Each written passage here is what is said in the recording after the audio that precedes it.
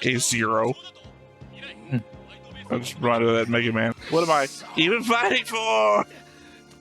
Horrible voice acting.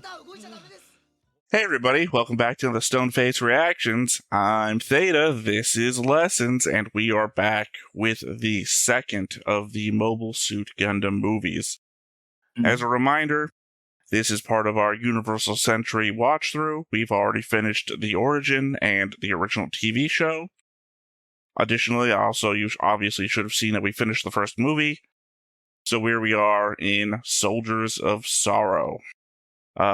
Obviously, no notes, because the notes that would apply to the movie apply to the television show. So if there's a part that you are interested to see what I may have written about or we talked about at length, I would suggest going back to the episode that the events took place in and seeing our longer discussion about them there.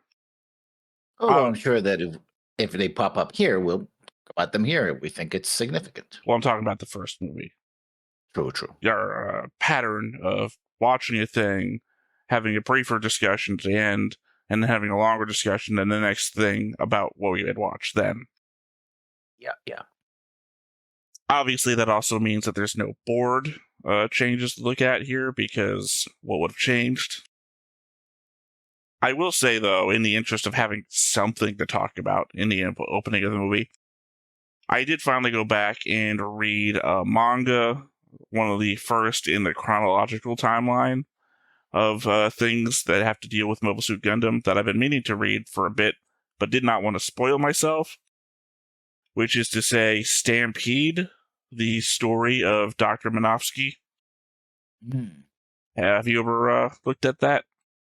No. All right. I'm very, very behind on my manga reading. I usually read manga when the anime hasn't caught up and I want to know what happens next.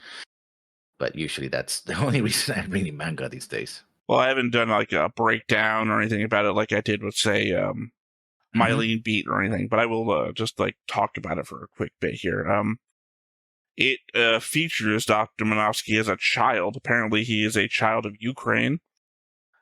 He was forced out of his home with his family due to Chernobyl, which is why he became not against nuclear power, but like wanted to make sure that there was an alternative or that this event didn't happen ever again.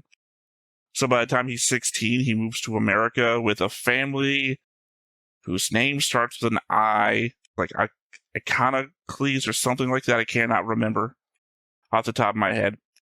Where he lives with, I guess, the child of that family, who is the same age as him or something.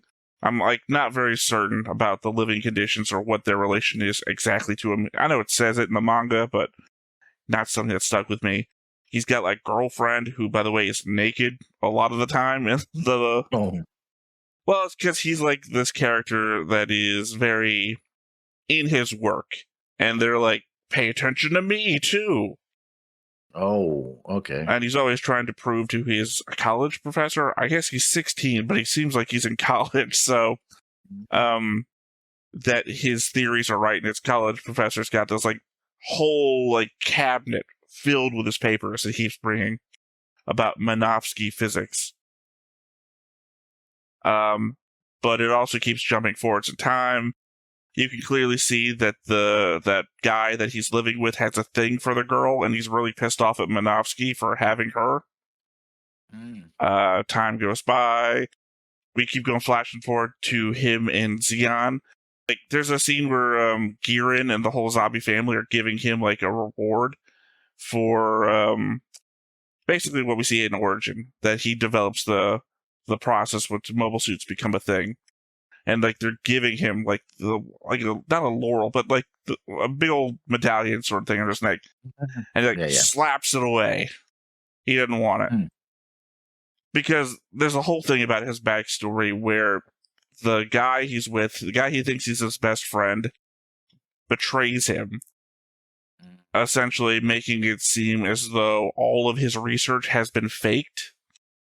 That it's just better nuclear technology with existing technology. It's not new physics. All of his physics is a lie. he gets laughed out of the mainstream world, which is assumedly when he gets picked up by Side 3, your normal black outfit KGB looking guys show up, and they bring him on board, and that's when he starts doing all this stuff. And his wife leaves him because she sees that he's developing weapons, and she says that's no better than our former friend that betrayed us and what he's up to. Oh, that's right. He also gets picked up by Anaheim. I forget. That's on his lead up to becoming a big name. And I think that's where his friend betrays him eventually. The work he does at Anaheim, so he gets laughed out of Anaheim. But yeah, no, I mean, that's Dr. Minovsky's life. It's also interesting to see him as a younger man, as a child and a young man, because he's... Oh, one big thing that's stuck in my head about this. Dr. Minovsky's life starts in our era, like 1980s. That's what I was going to say, yes, that's what I was going to say, which kind of ties in DC. Because one of the things about UC is that it's supposed to be its own timeline so that it doesn't, they can do whatever they want without worrying about, oh, this is the year so and so. But if they have Chernobyl as part of his background, right, that means the 1980s and our timeline, which means you could, by his age, you could kind of derive. They don't ever say what his age is in the UC stuff. Well, maybe they will later on if he shows up in like other manga or books, but shit, I can't remember.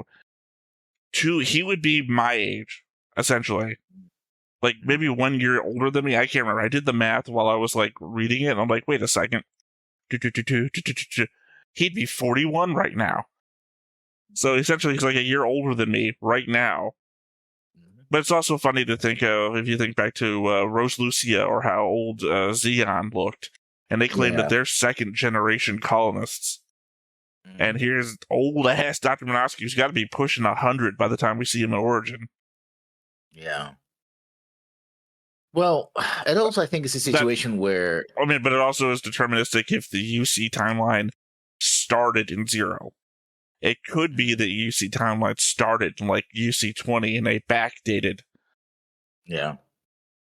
Like, maybe the year 2000 was actually UC 0. But... I don't know. Maybe 1980 was UC 0. Maybe 1980, like maybe Chernobyl. Maybe Dr. Minovsky created the UC timeline. Yeah. And he was born and everything. This was changed. the year that I was standing on top of a toilet and I slipped off, and that's when I came up with the idea for the flux capacitor. Yeah. I'd say it was an interesting read, and it was like a one-shot thing, because it even says that on there. I think Stampede. I don't know what it is. Gundam Evolution, Gundam something. Is a series of like one-shots. I would like to read the translation, really, because I don't know Japanese, of the light novels that Tomino wrote as his version, like his... Because Tomino wrote... I mean, when it's Shaw and not Char? Yeah. Because he made some changes, so... it's like, oh, this is what I really wanted for the show. I think the movies are supposed to be more based on the light novel than it is supposed to be the show, but obviously they're using animation to the show. That's where the changes are taking place. I also think that Amuro is supposed to be much like the proposed movie, not these. I mean the westernized movie. Amuro was supposed to also start in the military. So my confusion here is that I've read some of the movie, like the actual transcript of the movie that was supposed to be made, where he is Shaw and he knows Amuro from the beginning, like where it starts off with them like flying in like across F, flying these things through, and they're like mocking each other and having fun. Yeah. Childhood friends who happen to turn enemies. Or, well, I think that would talk about Macross. I was thinking about the change between SDF Macross and the movie, and later the video game, the Sega, game that has that introduction, where Hikaru is already a member of Skull Squadron from the very beginning, right? He's a member of the military. He was never a civilian that got caught in the crossfire. kind of like what Amuro did, right? Got caught in the cockpit and had to fight for his life, right? No, Amuro was like, no, I want to kill those guys because they're killing civilians. Versus, Hikaru was like, what the hell am I doing here? I'm gonna die, right? Which is important change, so that making Hikaru not a clone of Amuro, similar. Well, I mean, they both go through similar emotional journeys. Like Amuro might not have started off as, "What am I doing? I'm gonna die." But he eventually becomes the "What am I doing? I'm gonna die" guy, and then has to go through it. Where Hikaru starts there and then eventually gets over it. It doesn't have as deep. I think one of the reasons, if we're gonna make a comparison, we shouldn't. But it's like Hikaru was always a pilot, and his father died in this flying circle, so he knows. He is, first of all, he is born in war because, Third World War was happening. And he knows that flying is inherently dangerous, right? So the idea of somebody dying in an accident or something like that is not as shocking. That, of course, this is just my interpretation. When he sees those deaths in battle, it's like, yeah, it sucks, but there's a part of me who kind of understands what's going on. Versus Amuro was always a kid, a civilian. All of a sudden, like, yeah, I have to kill these people. People are dying. When it really catches up to him after a couple of hours or days of doing this, is like, as well as being very tired because everybody relies on him. So it's a combination of. Well, Amuro is a problem of being distant. Yeah. Because for one thing, he, like you said, Hikaru has this background of being a pilot in the circus. Amuro is a engineer or mechanic, depending on how you want to look at his backstory there, or who is literally listening to the news but tuning it out. He has no idea what's going on, even though he's literally got it turned on in the room he's in. Mm-hmm. So, it is, to your description, Hikaru, who is born into this reality, and Amuro, who is denying the reality that he's in until he has no choice. Mm-hmm. Not even because of what Zeon is doing, invading his area, but also the consequences of his own actions, like what he did to his dad. Like, at the end of the day, I think you have to consider that what happens to Tem could also be Amuro's fault. Yeah, although it's never made clear whether Amuro knows how it happened or why it happened. He knows his dad went missing, and then he jumps. It could be something out of I'm just in the translation from Big Bad, but not necessarily. It's like, oh, it must be the lack of oxygen. It's like, okay, how do you even figure that, right? I assume he understands what happened. Yeah, or that he was trapped in Site 7, right? And it was being, it lacked oxygen. So I guess if he got, he may or may not have seen. Well, he saw his father in a spacesuit, so I don't know. That is something that needs to be explained. Did Amuro actually know what happened to his father? Which then makes it like he never thinks of his father except maybe once. And I think he mentioned, and actually, no, in the entire series, he doesn't mention his father. He just thinks about him once before he sees him. And then it's like, oh, I don't know what happened to my dad, but it's like. At the same time, though, he never thinks about his mom, and he just finds his mom, so. I mean, he deliberately went out to find his mom when he had the chance. We don't get a lot of internal monologue into what. Yeah, from Amuro, thinking. It's only when he blows up about a situation. Mm-hmm. Which is both a strength and a weakness. We don't spend all that time him, monologuing to himself in his own mind, but at the same time, like you mentioned, when you had the PTSD scenario, he's just quiet and going like. Were you about to say the BDSM scenario? Yeah, that's what I heard. The letters, and it's like, yeah, no, Freudian slip right there. I'm working on something, but never mind. So there's that. So yeah, and maybe they'll put. We haven't seen him. We haven't seen anything added to that either. So these movies are not adding. All we've done so far is take away. Yeah. Well, I mean, technically, I guess Joaquin had a little bit added. Oh, change. Joaquin got really changed. Well, said in addition to the taken away stuff, they added a whole dialogue for him that he didn't have before. Yeah. Mm-hmm. Well, I mean, he did have it because he did have a speech he gave when they left, but it wasn't to that degree. Yeah, it wasn't. I regret that I have to do this because of orders. I hope I would say it makes They- less yeah. sense Mhm. because he could have taken the families and everything like that because they cut away everything about the people being taken off the ship or letting Mhm. go or having a sit-in on the bridge. They got rid of all that stuff, Yeah. but they also left in the part where we can't take them. Mhm. You should have just added a new, like, maybe a 5-second clip of, all right, bring him on, of just him doing that, and it would explain where they all went, and it would be fine, and it doesn't change anything, because we don't stay on Luna 2 anyway. Yeah, but the problem is that how do you justify Chica and the gang still being aboard? They're civilians. They should have been. We already had this boarded. conversation during that episode, Yeah. literally them hiding in a closet or something. There's a scene of them, Yeah. that, and we already know that's literally to their character. They would have Yeah. done that. So, Mhm. literally, in the same 5 seconds, have Joaquin say that shit, them laughing from a closet, boom, Mhm. handled. So there, we said something before the movie. All right, well, I guess let's go ahead and hop on into it. But before we get started, Make sure that you hit the like button. Hit that subscribe button. Comment down below to feed that algorithm. on top of all that, if you want to watch more shows like this, Unfiltered. Uncensored. And uncut.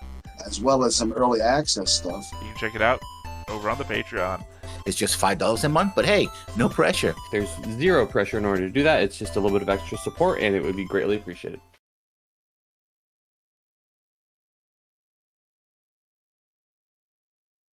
Also, remember that it defaults to English. Yeah, I already changed that. Nippon Sun Rising. Oh, like that, The what? was that an origin? Yeah. No, the remember the paper that we read that I took a screenshot of on someone's desk? I can't remember what show it was. And you were like, it was like that Nippon Sunrise or something like that. Yeah. I think it was actually in Macross, now that I think about it. Have to check. Doesn't make a lot of sense. Well, you'd have to check like everything we've ever recorded together. Because I don't remember what it was in. They did change this. The narration seems more somber. I just remember that when we were talking about it, I said that, and you're like, Sunrise, they're the ones that make blah, blah, blah. It's like, Yeah. サイド3はジオン公国を名乗り地球連邦政府に独立戦争を挑んできた。 They certainly made this part even more ominous than it was before. I don't know, it was the most ominous in Origin. It doesn't do a lot here. Yeah. Other than the oddly, I guess it's when they launched Island Iffish. Because otherwise I don't know why Zaku's would be there when it was entering the atmosphere.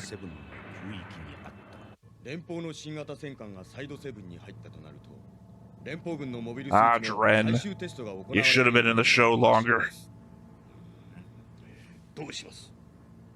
Mulligan was no replacement for you.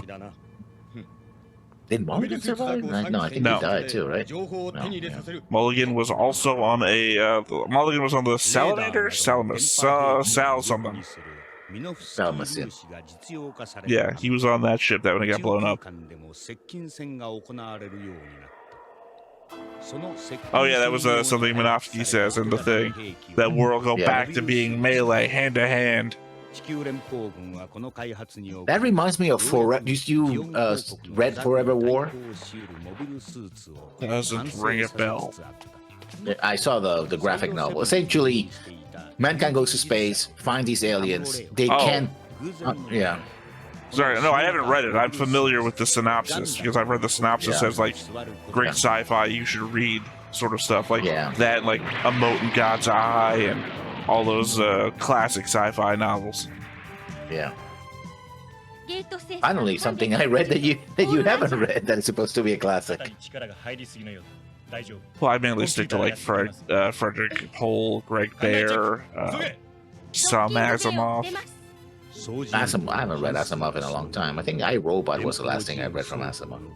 Well, I mean, Greg Bear is my favorite sci-fi author. Yeah. You know, Strength of Stones, Blood Music, Eon.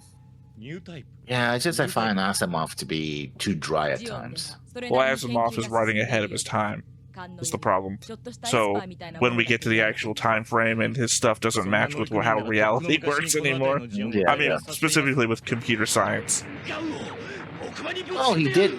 The internet was something that he was very much into, and satellites. I think even he's credited by some to the inventor of the telecommunication satellite, conceptually speaking, not the actual. Sure, you sure. know, The same way Da satellite. Vinci created the helicopter. Yeah.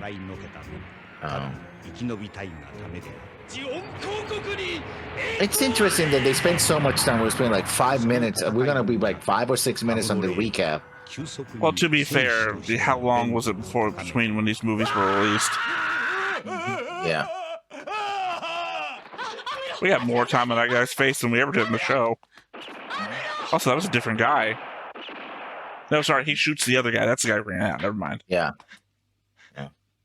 Because I remember the other guy. The other guy was like, "Hey, kid, you want some chocolate?" Kicks in the shin. Yeah. Okay, fine. You don't want chocolate. Fuck you then, kid. And this is Rambo's. Rao. Yeah. No, this is not Rao. This is. It's not McQueen. McHugh, yeah. Cause, Well, maybe it is. It looks like a mining operation. Yeah. Well, it just looks like that one. No, that's right, because that's also the one that launches a nuke later. To no effect. Yeah, literally, McHugh. Oh, hey, that's the one that he wants to give Cassilia. And we already know from Origin, he's really good at spotting a fake, so that's probably real. Huge screen on the bottom. Tiny little screen for pics. It's good to know that Skype was shit then and still is shit now. That's what we use Discord for. They do call it the Garma Revenge Squad. こちらの戦力を割かなくても済む。我々はキシリアザビ機下の部隊だ。ドズル直営のランバラル隊に援助することはない。手伝いはさせてもな。And yes, that's how you screw yourselves in not completing any significant mission because you don't help each other. To be fair, I would blame Elrond and Charge. It starts with J. This is new. Or no. Yeah, we're already 5 times the amount of backup that we've gotten on Operation Odessa that we actually got from the show. No, again, I'm blaming Odessa mostly on Elrond and starts with a J, whoever the other guy was. Yeah. The one who gets arrested in the hallway. Yeah, I know you. Those two guys. Yeah, basically. World's greatest spies. This is new too. I don't remember them talking like this. Here's the thing, though. I believe this has to coincide with a scene from 8th MS Team. I remember this part where they're talking in the doorway, and apparently they put this, 1960s hotel thing in front of the door, parapet or something. My first thought was more of the fact how they perfectly matched their jackets to the night sky. This is camouflage jacket. So long as your enemy's laying down, I guess.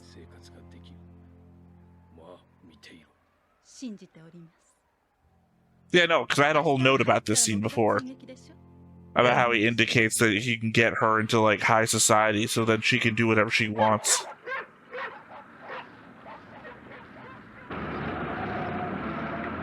Camouflage is doing real work. Oh, is this his big tray? Again, more maps showing locations and stuff. Which is interesting because you mentioned that Minovsky was from Ukraine, and this area is around the Black Sea, around Ukraine and that area as well. Hence the name of Operation Odessa. This is new too. Elrond. You were talking about Elrond, yeah.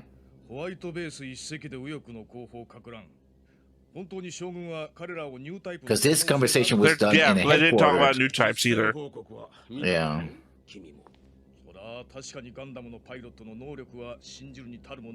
This is literally what I asked for. So did I, yeah. Well, I said I wish there was some sort of water cooler conversation about new types and whatnot. Closest thing I can think of. ジオンの赤い彗星のシャアな。あれは兵の間ではニュータイプと。And the char also might be a new type as well. ニュータイプは人の革新だとかつてジオン大君は言った。You did hang out on the sides for a while. Yeah. 赤い彗星のシャアはあれは異常です。ザク一機で何隻もの戦艦を落としたなど。なら、訓練もせずに我が方のモビルスーツのガンダムを使いこなしたアムロとかいう少年兵な。So no learning computer here. It's just new type shop all the way down. I think it's weird that Rebel would think that Amuro is a new type. Are they hanging out in a place where there's a dead Sion soldier there? Like, they just did they kill them and left them there? I'd have to think so. Then again, we do know that Matilda reports back to Rebel and Elren and them, so maybe she's the one pushing the Amuro's a new type thing. Ooh, are they gonna waste time taking a group picture? Probably. I mean, this is the second refueling, so I think that's when it happens.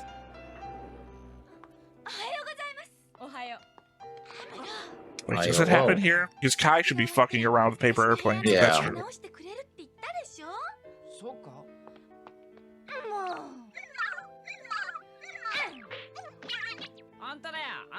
Yep, nope, this is where it is. That's either a Marker or Sun Malao, and I can't remember which one of the two it is. Marker Clan and Sun Malao both wear glasses.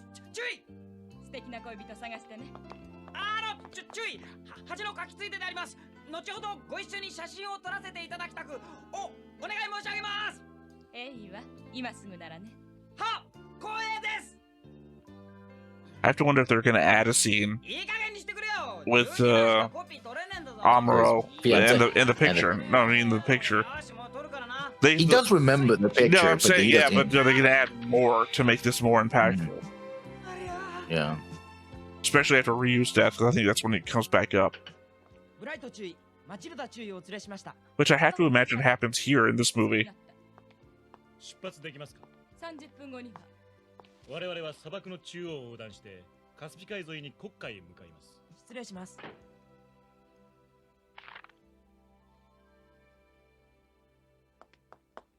Such a weird Amuro moment.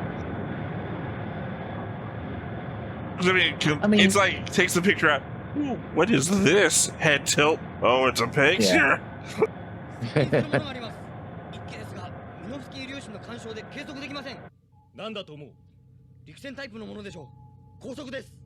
Am I forgetting? But shouldn't the Black Tri-Stars have attacked? Yeah. I think they attacked back then. Yeah, they're not part of Rambo Rao. They know their own thing, but I thought they attacked during that flashback. Yeah. Anyway, I thought they attacked back in the jungle areas that they were just in. Yeah, the whole Rambo Rao, they defeat Rambo Rao and his girlfriend, and then the Black Stars show up. So, and it's the Black Stars that killed. Also, she comes back to help them, so I guess it wouldn't be right now. Oh,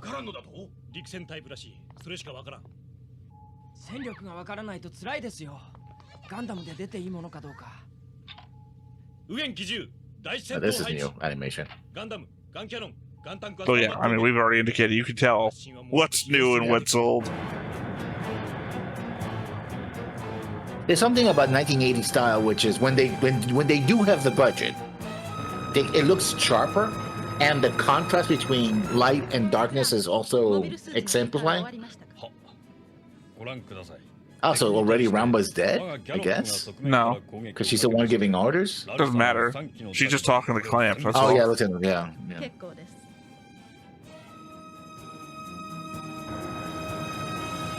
To protect the eyes from explosions.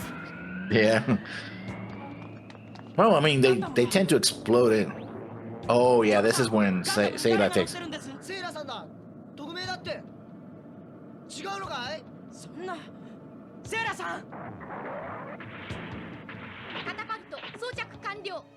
It's where she doesn't remember how the radio works. Despite the fact that, think about it for a second, she's been in charge of the radio mostly up until now.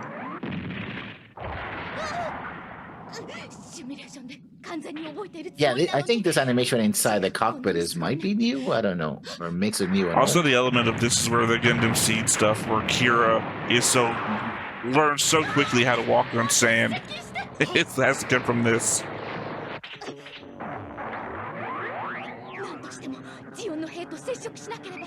Also, that you thought taking the biggest weapon you have would be the best way to do this under the radar.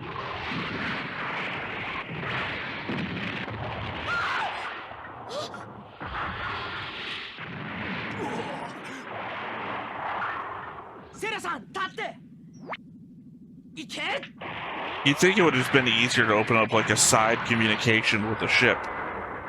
Yeah. We know there's a secondary bridge on the white base. We see it later, I assume, in this movie. No, I don't remember that happened, but I don't remember Amuro saving her with the gun cannon. Did he? Yeah. This is what happens during this fight. That's why I talked about the radio thing, because he's out here yelling at her, and she doesn't hear him because the radio's not on. I mean, they haven't covered that in the movie here, but that's what happens in the episode. She might not know how to operate the radio in the Gundam. Or doesn't want to.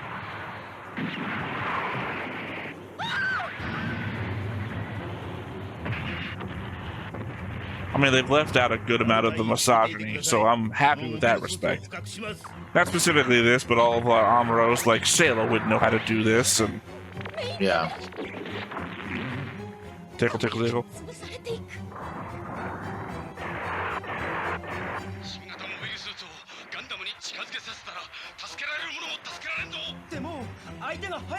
This could be another turning point in the timelines, you know. Ramba defeats the Gundam when Sailor's piloting it. How many fights after this would have drastically been changed without the Gundam present?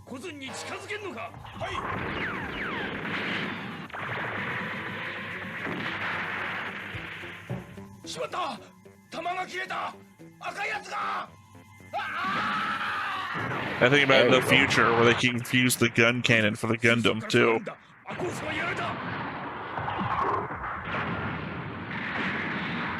Got your hip. I'll take that with me.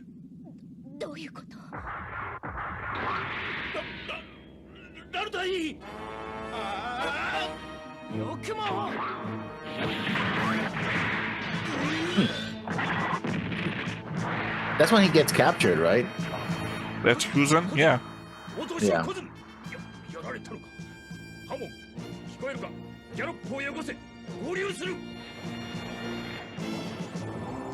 Later gets dragged back. I don't remember that part, but yeah. Yeah.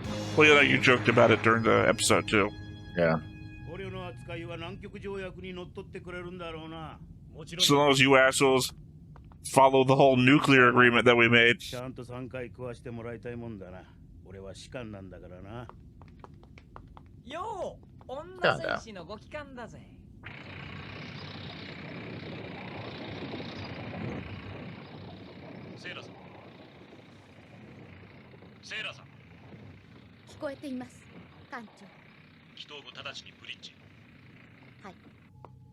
What do you mean? Report to the brig as soon as you're on board.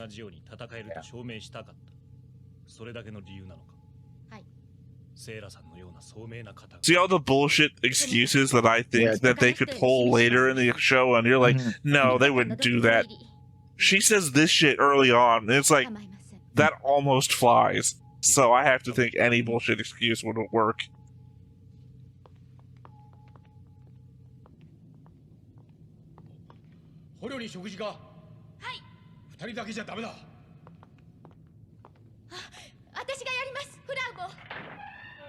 How about no? How about the fact you're a prisoner? No. I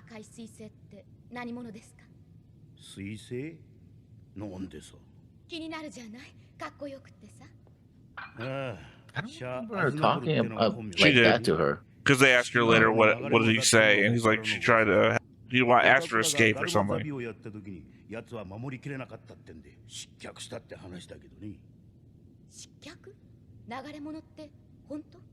I don't remember her talking this long though. Yeah, no. And they were closer too. No, I thought the conversation was when she was in the cell and he was in the cell. No, that's a different one. When he's escaping and he asks her if he wants out too, and then she yells for help that he's escaping. Because she asks for all the information here, and then he thinks she's on her side, and they're not.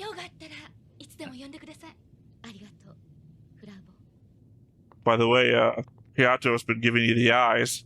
You noticed? I didn't.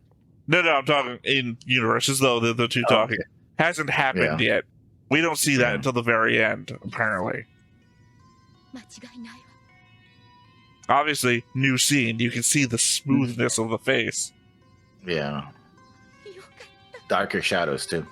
Also, she didn't confirm this in the show. Oh, right from Origins. Well, I mean... Well, Origins replicates this. Yeah, I would say. Now, slip on a banana peel. Gasfall. Gasfall. Are they trying to give her like a little girl's voice? Because even as a little girl, she said gasfall, not gasfall. Oh, I've been studying the Zakus, and I can make my Gundam this much faster. Learning computer. They can't get rid of the learning computer because it's an element of the final fight where they make it walk forwards and shoot upwards. It'll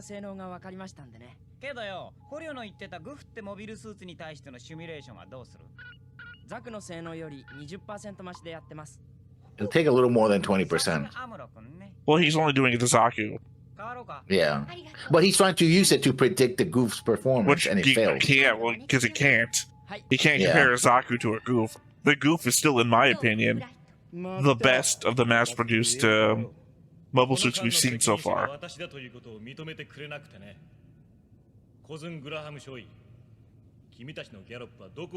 I forgot to mention, there is also a Zaku prototype in the manga that looks fucking insane.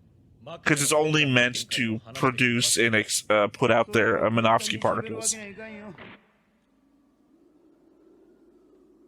Oh, it's like a jamming. Well, because they're testing it, the whole idea that Minovsky particles block this stuff. But it looks like a jet with, like, just the mid-torso and head of a Zaku.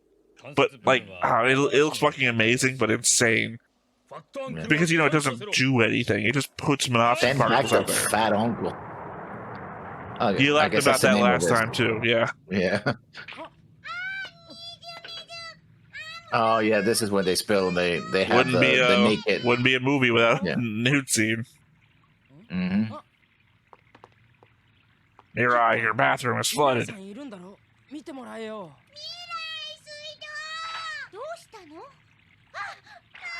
Unfortunately, she's built like a Barbie doll.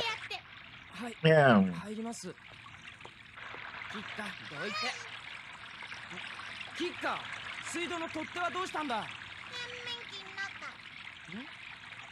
Poor Kika. Same thing you said last time. Oh, yeah, I mean, it's the same thing, so... I mean, she's trying. She's trying to fix it, but she can't. She doesn't know what she's doing.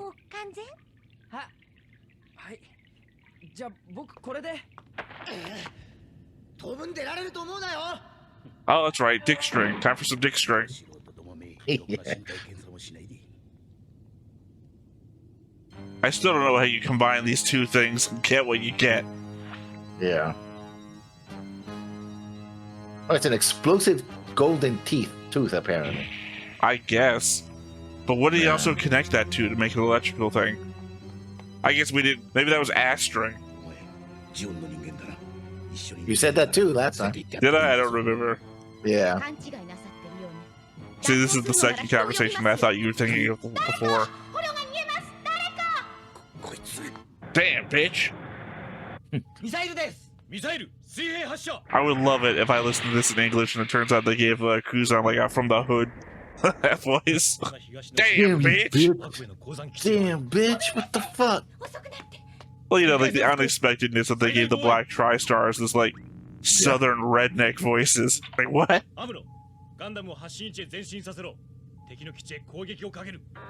Oh, I mean, This is more a thing for the gun tank, if you think about it. yeah. Does Amro's defection happen Later. after this, right? Later, yeah. It'll be during this movie. It has to be, because I don't expect Ramba to survive the movie. The arc that we're in has to end near, well, I don't know if it's going to be near Odessa? the death. What? Near. It could be Operation Odessa might be the, Well, yeah, because I indicated that I already thought Ryu was going to die in this movie, so has to be... yeah. It has to be Ramba will already be dead by then, so... I don't remember. Oh. Oh, yeah. This is the bazooka, shot aspect again. Maybe they kill him in the movie more clearly than obviously they didn't in the show. Yeah. This is what I was talking about when I said secondary bridge. That she should have come down here to try and contact them. ここでありましたか。コズンから入電です。何？コズンからだと。ガンダム、ガンキャノンの3つのタイプが存在する。木馬にはこいつが各1機ずつしかない。戦闘機の存在は不明だが。第二通信室に誰かいますか。何？そんなはずはない。通信回路を作動しています。モニターを出してみて。 Sorry, the smart ass in me. Somebody in count room 2, they're in communications. Put it on the monitor. The communications? No, count room 2, you idiot.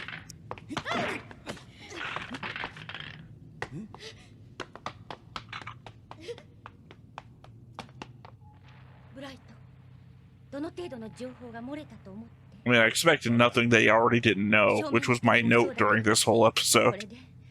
All the information he gave them, good, yeah. at best, he gave them, they have one of each.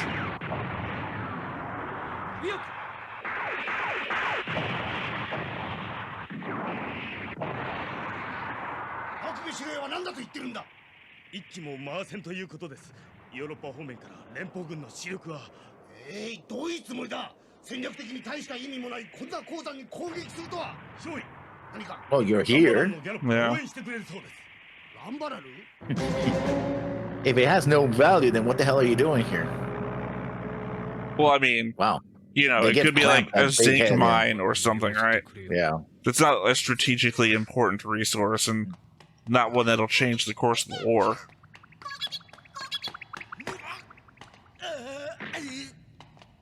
They kept the cartoon eye pop in.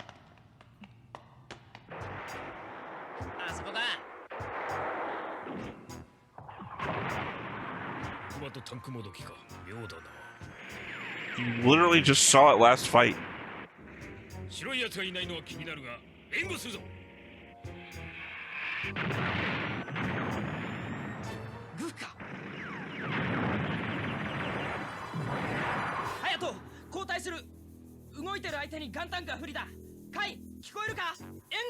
I'm certainly no good against a goof.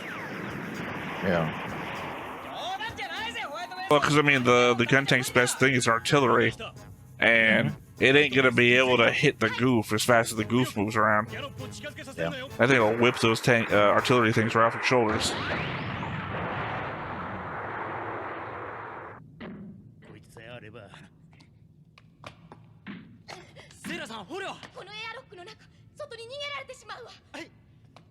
Yeah, Omar, you're an explosives expert. You should be able to figure this out.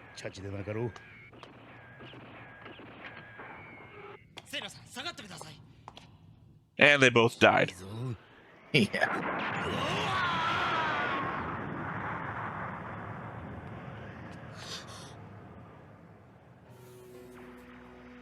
Legit should still be alive.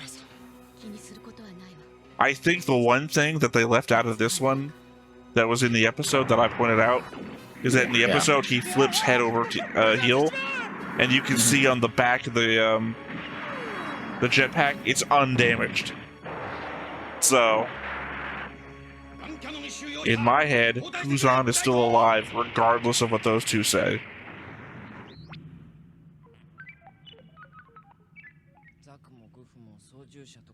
I think we just skipped a bunch of shit. Yeah, they basically escaped, so... No, I mean, like, the fight? Mm-hmm. Didn't we defeat that base? Yeah, but they escape from the goof and the Sakus.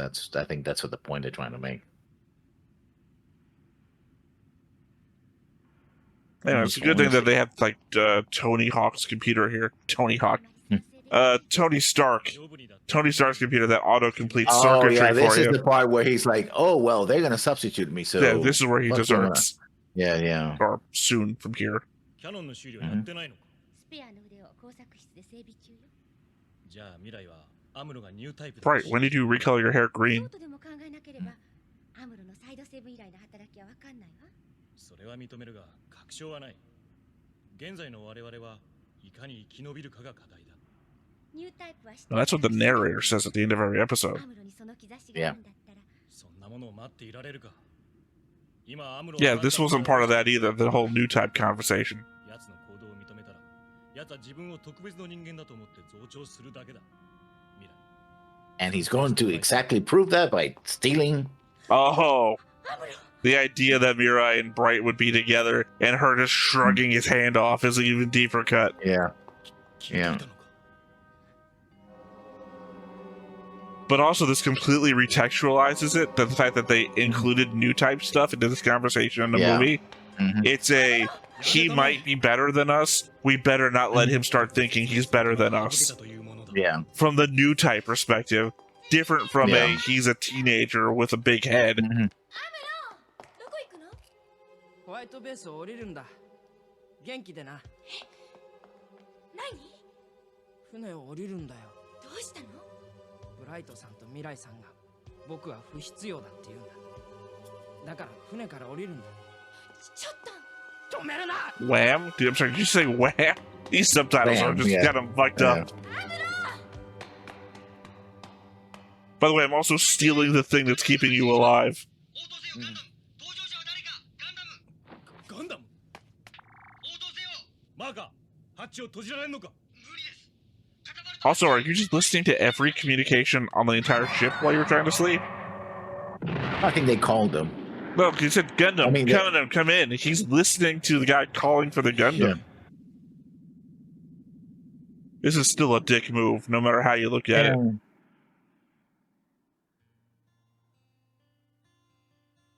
And he sleep. That kind of shot reminded me of like the 1960s Marvel animations where they would just take the cutouts and they would move them across the screen, and they would have like an Yeah, actor the very with a first like mask. Fantastic Four.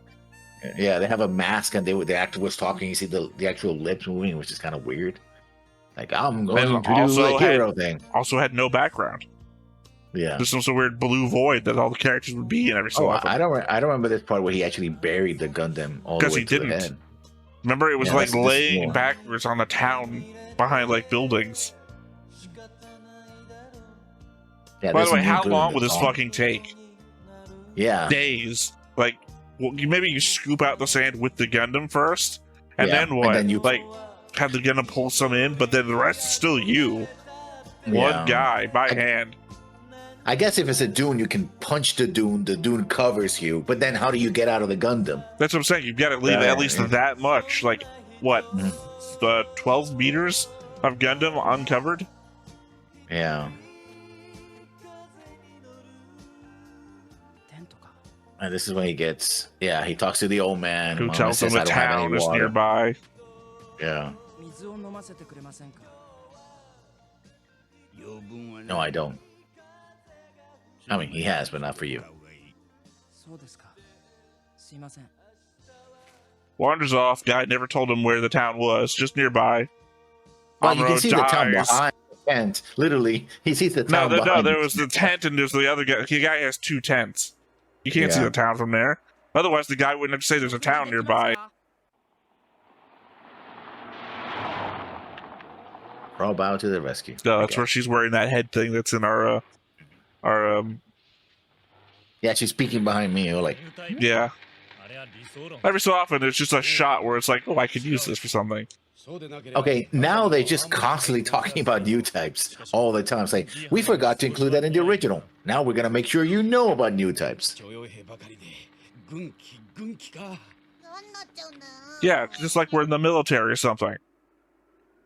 Fucking Ryu. Yeah, but man. I think Ryu was basically saying is, listen, the rules are not gonna work here no matter what. If you kill him, we don't have a pilot, so you know. I think that's what it's supposed to say. It was like, yeah, normally if you have 20 pilots, of course you put that guy in the brig or execute him because you want to make an example to the other 19. But we don't got anybody else, so don't be an idiot. I don't know. I don't like any of this situation.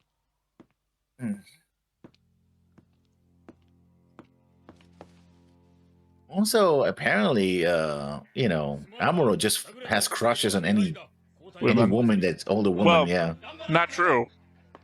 Very one specifically that he doesn't have a crush on. No, I mean older women. Sure, but Fra takes care of him like a mother. Yeah, but yeah. Also, Fra conceivably could be slightly older than him. No, according to Orange, they're in the same class. So yeah, that's what I'm saying. Yeah, could still be slightly. I said slightly. Yeah, but I'm talking about older women. Like I wasn't implying that Fra was an idiot who failed the same grade over and over again. The old woman in the class. Yeah. Eventually, I'll understand variables.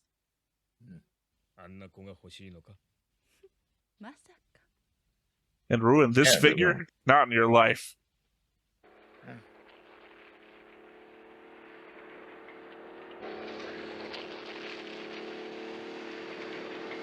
It's a new shot. Also, she's wearing a uniform. Like, yeah. I said that to it. I brought it up, and then you told me that she was wearing a uniform.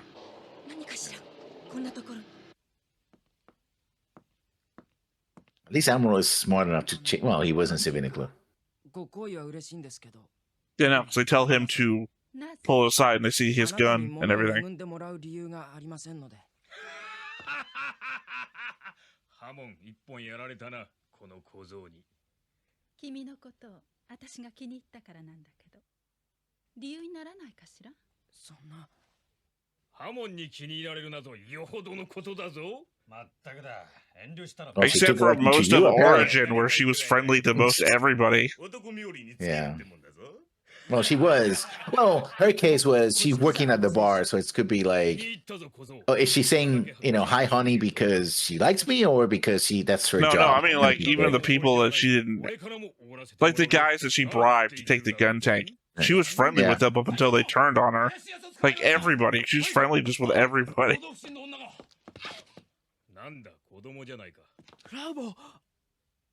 Yeah, Fra Bowl. That's her name.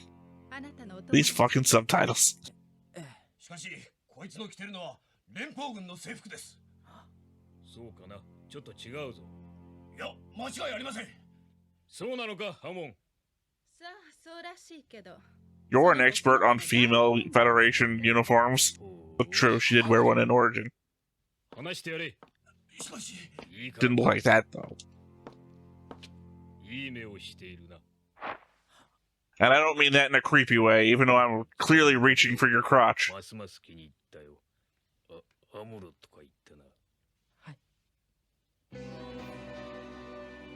Like literally belt level, right? He's like, you got good taste, referring to that really underage girl over there. And then his hand goes right for your belt. Like, whoa. That's when the guy in a new reporter outfit comes from behind the bar and says, take a seat.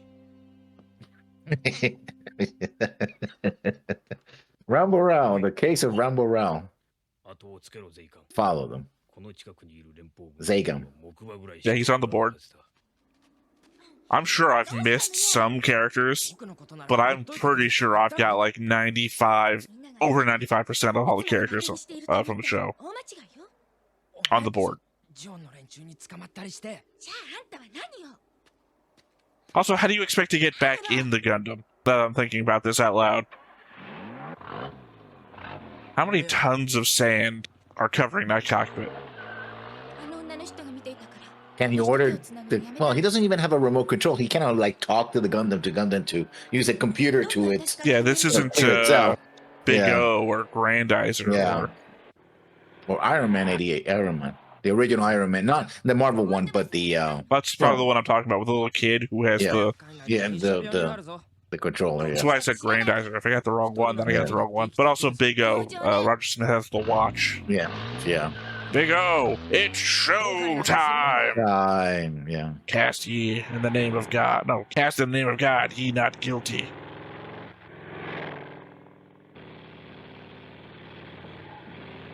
And this is when we had to that whole argument about the motorcycle.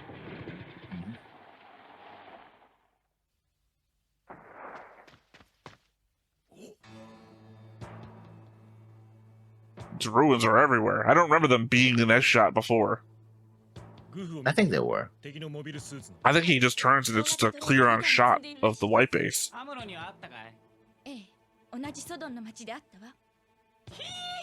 So Doan and Gorora? Yeah. So, I mean, because they changed the name in the original too.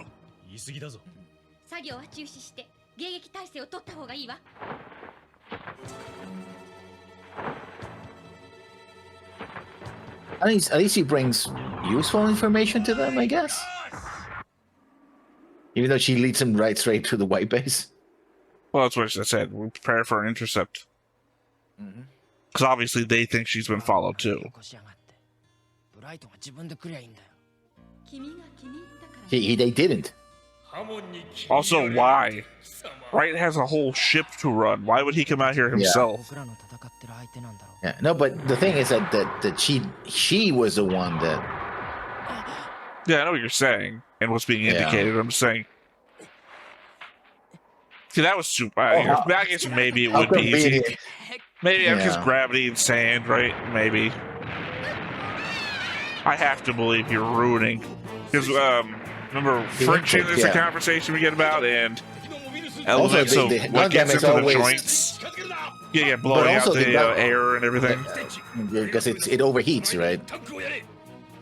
Which explains also all the piping around the. We might get that. We should get that in this episode too. The Adsum attack, because the Adsum overwhelms the Gundam's energy ability because it overheats it. Yeah. This is the part we say, well, why did they do that? Oh no, later on you were like, yeah, you could do all that all the time. Why? Yeah, because he sits here after his Gundam placement, which means, like later on when Hayato gets injured and the gun tank's damage is to its tracks when it's in space, it's like, eject, keep going.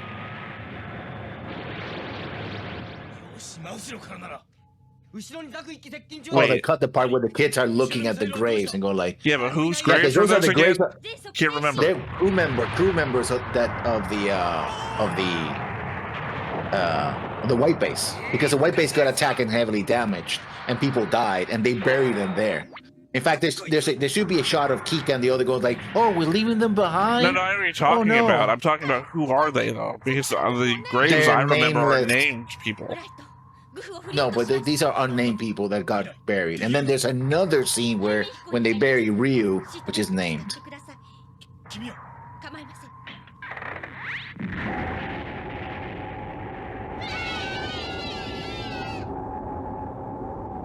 Well, I can't remember. Also, I don't remember them doing a full-on barrel roll.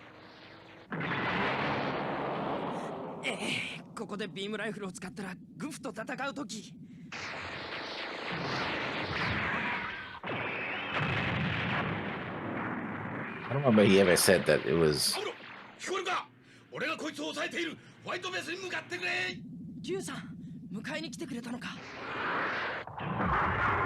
Yeah, because we need you. They should make one of those wheels. You know, like the round wheel, you sit in the middle, and then you just go forwards, and the wheel's traction goes around you. They should make a wheel that's just all beam sabers on the outside. Cut through everything.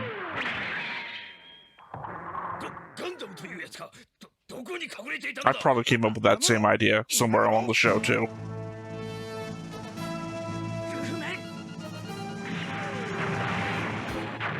It's goofy. Oh yeah, he defeats him by not actually by not moving. Well, now he's got to learn a computer. See?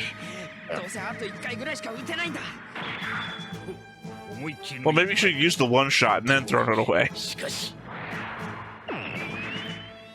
As the saying goes, you miss 100% of the shots you don't take. here's when he tells them that you're depending too much on the Gundam. Ah, I see your Schwartz is as big as mine.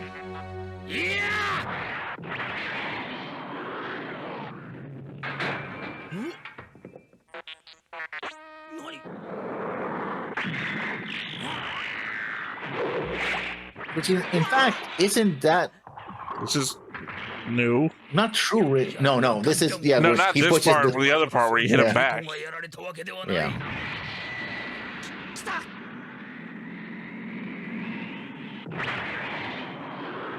Because in the show, he never has a hole in the cockpit like this. I don't recall, anyway. Yeah, they both see each other. Yeah. That's when he jumps in and does that he's got if he's got the Batman grapple hook, he should have grappled into the Gundam. I think Raul's gonna beat the shit out of Amuro, easy, hand to hand.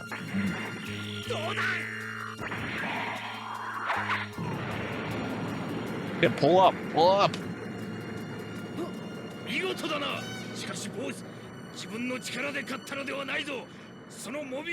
Which is kind of bullshit because clearly, well, he says what a sore loser. Yeah, because he actually did do tactics that really work, right? He sacrificed his shield, hit him in the cockpit, right, and all that. So that was not the learning computer. That was Amuro. I think in the original, I'm talking about Raul. Ramba is saying the learning computer because the computer's telling him what's about to happen. Yeah, but he's accusing Amuro of relying too much on the Gundam's ability, which in the original Amuro's like, oh, that's right. But here it's like, no, you're a fucking loser. You know, he's just complaining that I beat the crap out of you.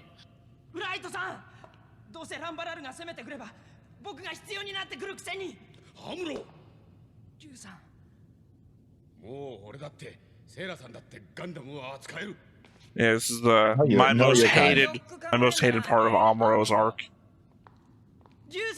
I hate it when the main character gets a fucking big head. That's why I stopped watching Naruto, for example. Naruto stopped listening to everybody because he thought he was more important and knew better. Even though everything everybody was doing was to help him. We did. You fucking deserted with the Gundam. We can't trust you, Amuro.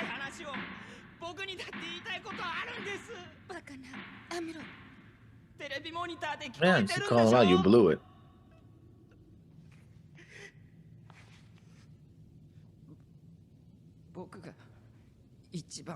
God forbid anyone ever calls this guy a lion. I'm gonna fucking hate them if they do.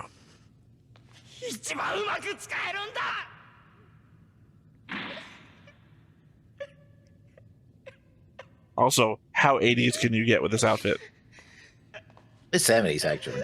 Gene, everything. Right. But this is actually the 80s when we're reanimating everything, too. So, yeah, but I think that was originally in the... I don't care. It's the 80s. This movie is from the 80s. Anyway, it's still jean jacket, jean shorts. I mean, jean shorts, jean pants. Amuro, jean shorts. That's for fanfics. George will be 2000s, I think.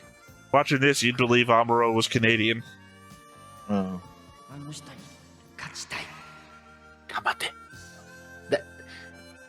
I get the whole fist thing, but it's supposed to be like a fist bump kind of thing. I'm pretty sure he's just holding himself up on the door. Doesn't look like it, though. To me, it does, because the door is right there. Plus, he was just beating on the door, and he slid down the door. Yeah. It would be way out of character for me if Amuro was just like bleeding fist. On my honor as a Gundam pilot, I will defeat you. Oh, right, when Ramba doesn't get the reinforcements. So McQueen is holding them back for Odessa. Like the pilot the other guy going like, what the hell is this? It landed in like, just right here. What? I have to think they're looking for like bombs or tracking devices or something. Yeah. But why would they if it's a fighter plane from their own side? Who knows?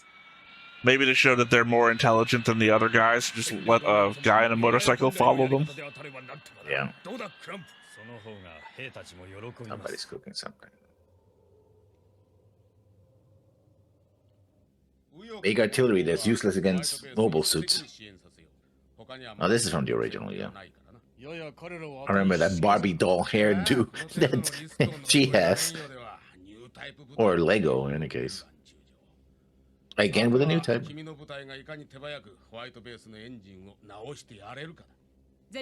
Okay, this is leading into the Black Tri-Stars. Yeah. And Ellen and others' betrayal. Well, no, specifically the Black Tri-Star fight where she gets murked. So I remember I tried to do the math on the distance that she says she's from White Base and how fast it would take a gun tank, the gun cannon to run, because he runs there on foot to catch up. Although he just said the Gaia unit.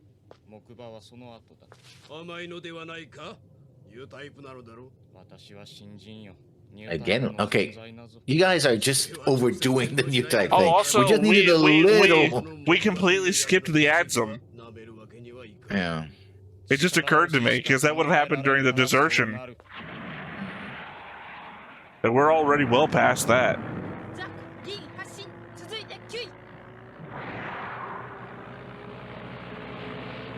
Okay, and this is the things we're going to use to board it. No, wait, we use those later after Ramba's dead.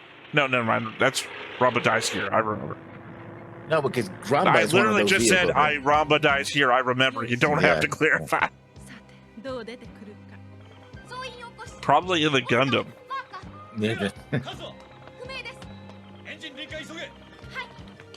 Wait a second. He was putting his coat back on, and Mirai came back with him. Yeah, no, but this is in the original. He was asleep and they wake him up. In I fact, understand that, but that's not context here. Yeah. No. Remember that? Well, he's simping. He hasn't turned into a Mirai simp yet. Yeah, so the simping stuff hasn't come. Well, except for the hand that got brushed off.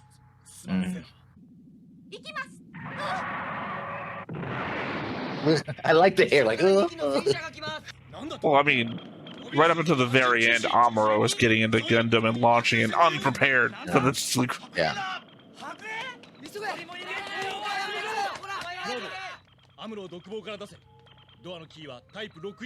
Out of solidarity, let him out.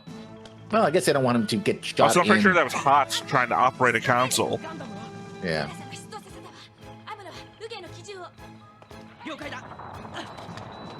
Everyone's just like taking their uniforms off all the time.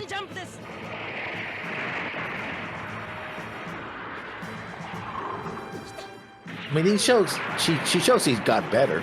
I mean, he does kick ass in this episode.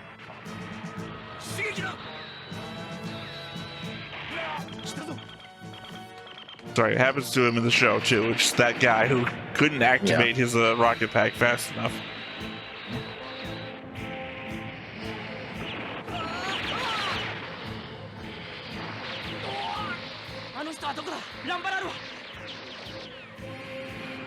I don't know, probably the guy with the only other uniform.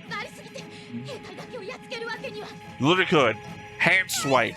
Take a page from Witch from Mercury.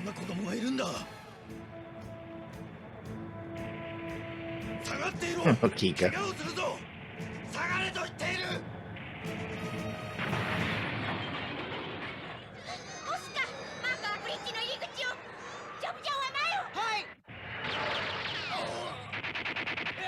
Oh, there you go.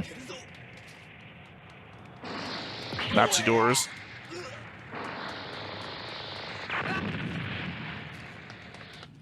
And potato mashers.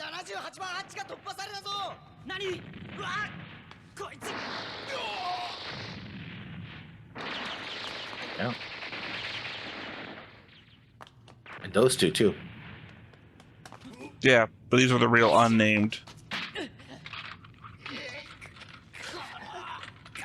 So weak from solitary confinement. Right? Wow. Of course it was. Yeah. This is new. But also he shot him through the helmet. I would have put it like under the helmet or something, but he went into the helmet. Going to Nazi doorway. Going to show you how useless those helmets are. Well, I think I said this in. No, this is new. This is a new scene anyway. But helmets are actually not designed to protect from bullets. They're more designed to protect you from fragments of grenades and stuff like that. Pretty sure they're meant to change the trajectory of the bullet if it actually were to hit you. Not really, because if you were to make a actually, I know they are because I've watched ballistics testing against helmets. I've actually watched those videos. Not all helmets. Like, wow. We talk about it after. あなたの父上ジオン大君と革命に参加したジンバラルの息子ダンバラルです。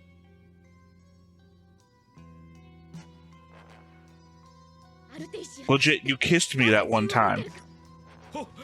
I didn't ask for it. It wasn't weird. You did it. But you did it.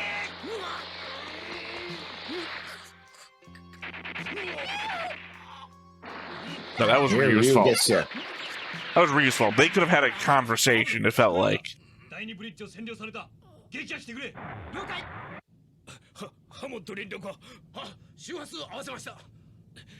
お前たちは引き作戦は失敗だ。あなたハモすまぬ。木馬をギャラップで撃破してくれ。ランバラル戦いの中で戦いを。 Wait, what? He said the same thing the first time. No, it doesn't make sense though. Huh? Why would you abandon this mission and say destroy the Ocean Horse with a gallop? It feels like this mission is a failure because you met Sayla. So saying destroy it anyway. No, it's because he doesn't have anybody else to carry out the mission. No, he does. He still has people. Anyway, hold on.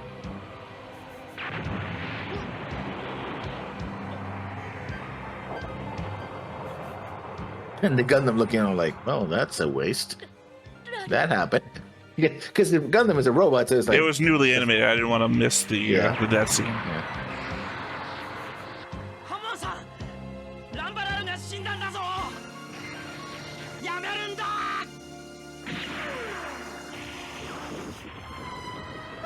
Thank God and this is the one time they eject from, well, this... That's it. Thank God the bridge is ejectable. Although, now in that context, also facing off to the side.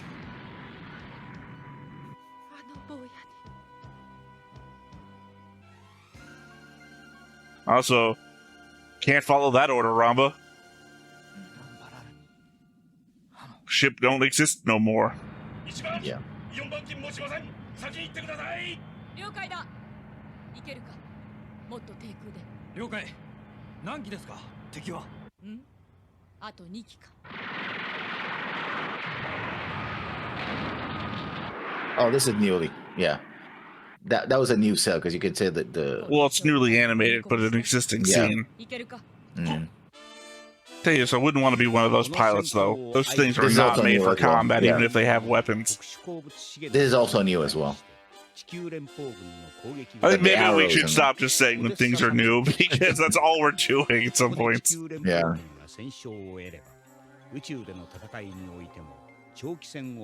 Oh, it explains why it was so important. They don't say that in the original.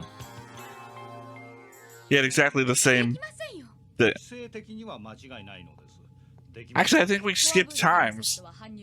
Yeah. Because that was shown later, and then we went back to where we should be. Also saying that Sayla has now new type abilities. Yeah, well, to be fair, I have a list of people that have been shown to be new types and people I suspect to be, like Dozel. I believe Dozel is a new type. ジオン公国の創始者ジオン大君は宇宙世紀に適応した人の革新というその考え方は十分にあり得ると私は考える。What did I just say? What did I just say about saying new stuff? I was gonna say it's weirdly contextual that you're saying this to Sayla. Your dad once said. But he doesn't know that it's his dad. I know, but he said Xeon's a Deku, which seems like a thing that people from Xeon would be saying.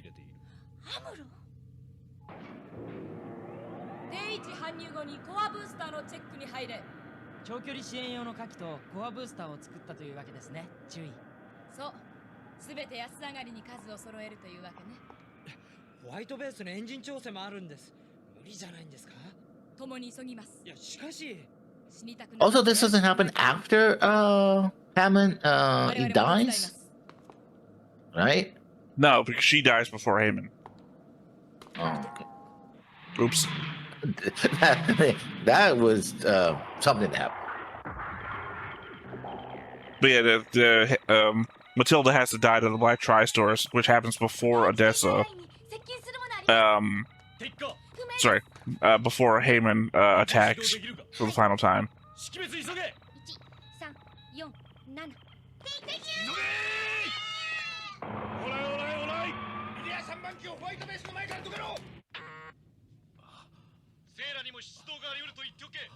セーラさんが修理しきれないのはいいのよ。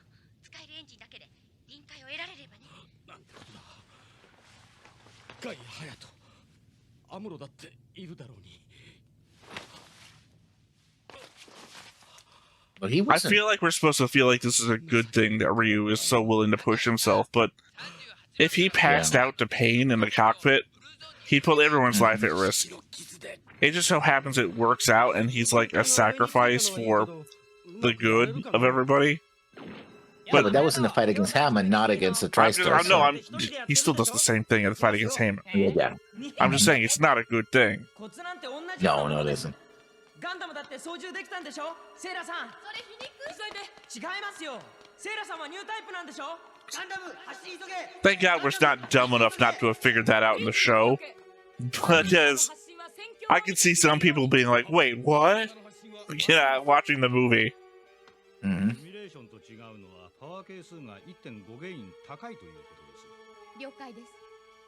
That's fine. My brother operates his Gundam 3 times more powerful than anybody else does. Gundam. I'm at Zaku. No, you should be. Well, actually, should be. 1階の補給部隊の士官にしては。ガンダム発進。いろいろ事情にお詳しいのですね。 He's a little smugly like they should be going like yeah, now put that into context with what Fra is going to go through later when Amuro launches the core fighter with her right behind it. I can't not remember the guy's name. I'll remember the guy who got omitted from the first movie that you said was real stupid, and I was like saying no, he's really good.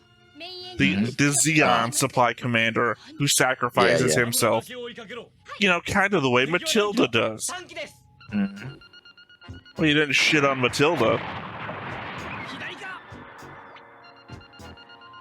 Everything you own at a box to the left.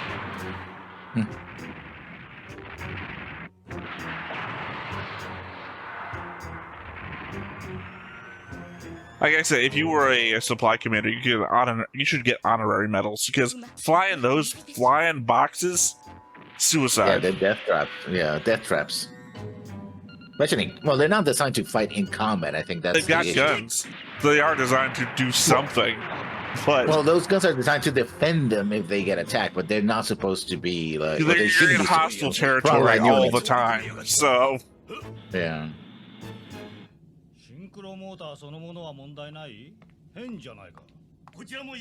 The shame Dr. Han's not here. He could have done something. Yeah. Like make everything friction proof. 少し間に合わないかもしれない。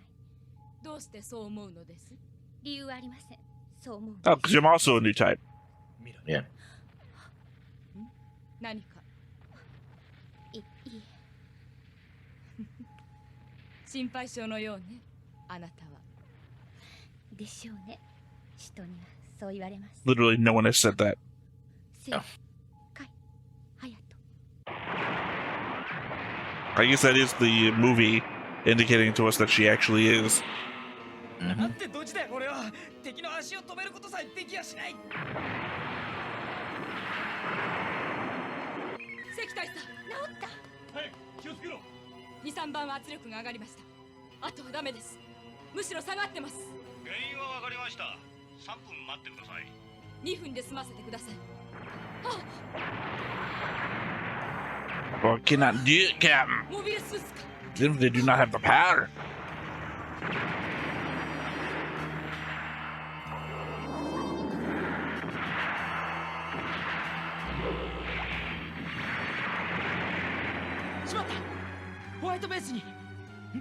I wonder if the Dom's eye thing is a necessary fixture.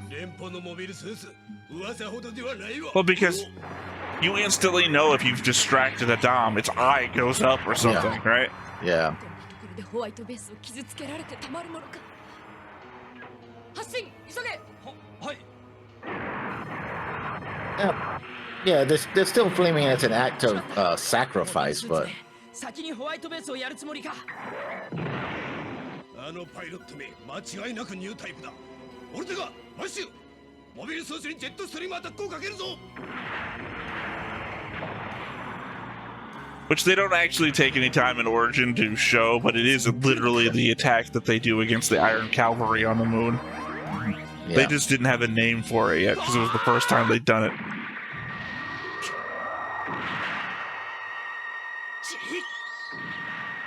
Oh, the first flash. I don't know, it's the first one. もう一度ジェットストリームアタックだ。 Technically, you say this is the first acid trip because what the fuck has happened to the sky?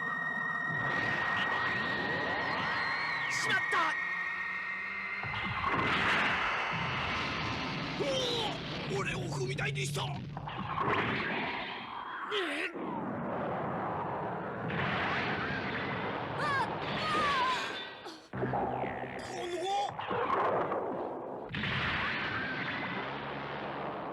Huh. They made her even worse. Well, in that scene, she Sorry, there was some added scenes that I didn't want to talk over because I started to. In that attack, she commands the pilot to ram at the ground to try and crush the dom between her and the ground. That's why I keep saying that, oh, she would have died anyway. But they don't even give her that line. No, that she just interferes in the fight, basically. She just gets in the middle of the fight. Yeah, so they removed a slight bit of her badassness.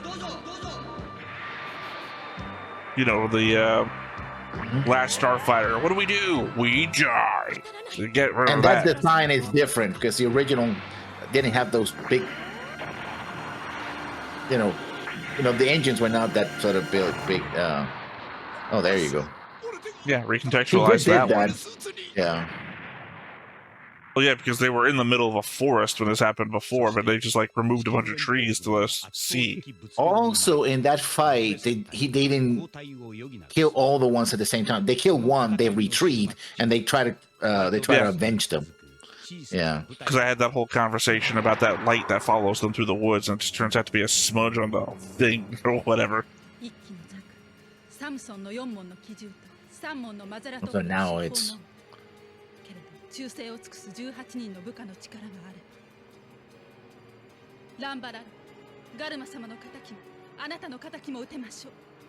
あなたが私へ示してくれた行為のお礼です。この私の気持ちを叶えさせてください。Well, it makes going back to Origin and hearing her goodbye song in Origin that much more impactful. 守ってくださいました。 If you're watching it in the order that we're watching it, anyway. Aren't all crafts Minovsky crafts at this point? Yeah, but there was a comment about this when we were watching it. That is like the reason why it can fly in atmospheres because it uses Minovsky particles in a specific way that regular ships, at least in this time, like couldn't do.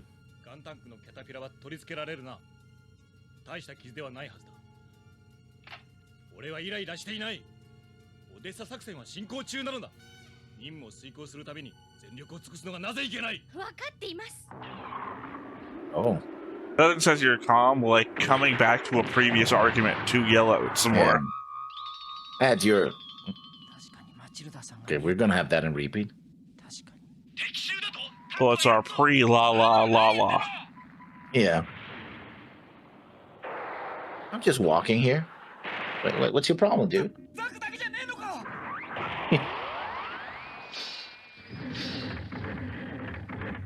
Yeah, the whole track thing that got broke down.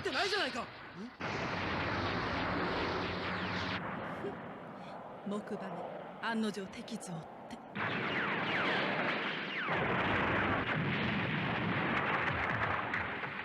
どういう舞台だ。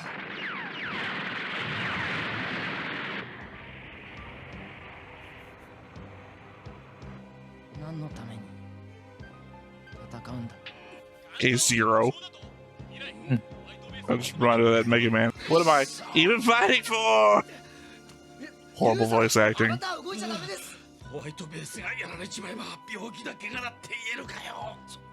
Oh, you're not calling in sick. You're stuck in bed because you got shot. You're not. I don't remember Amuro just hanging around not doing shit during the fight. Yeah, that was again new. Yeah, because we're doing like weird flashbacks.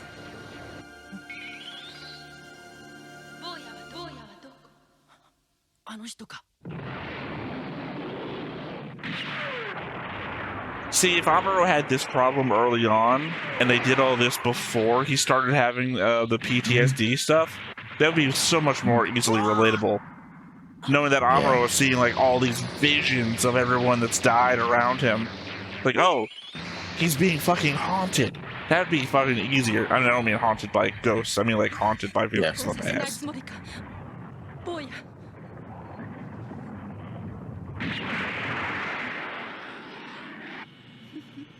Gundam 1機でそれが止められるものか。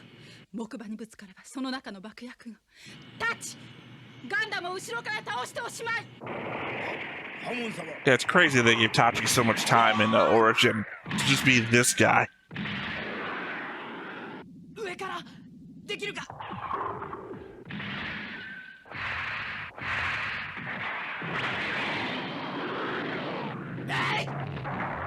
Thanks for the assist, Hammond.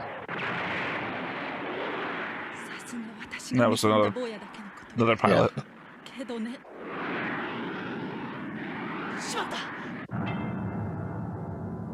To be fair, I don't think this would have done anything to the Gundam, really.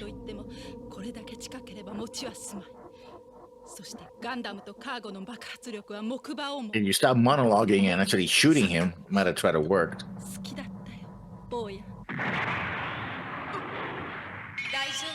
Oh.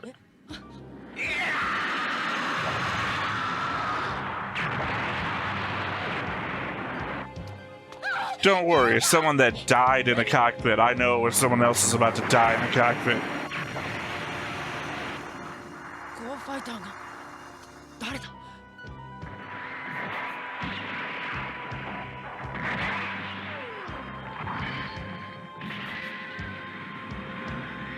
So spinning like a top. Well, its real flaw seems to be that it was a hovercraft. Yeah. Yeah. If it was treads like the big tray or something, it would just kept going forwards.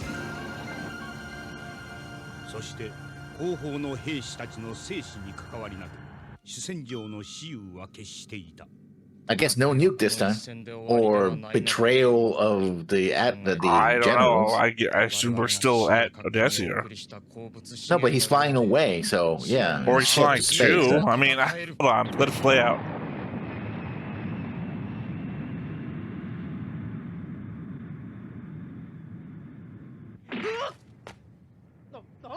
Yeah, because we're still at the Ryu's death thing. Unless they're just indicating that Amuro was never at Odessa. Yeah,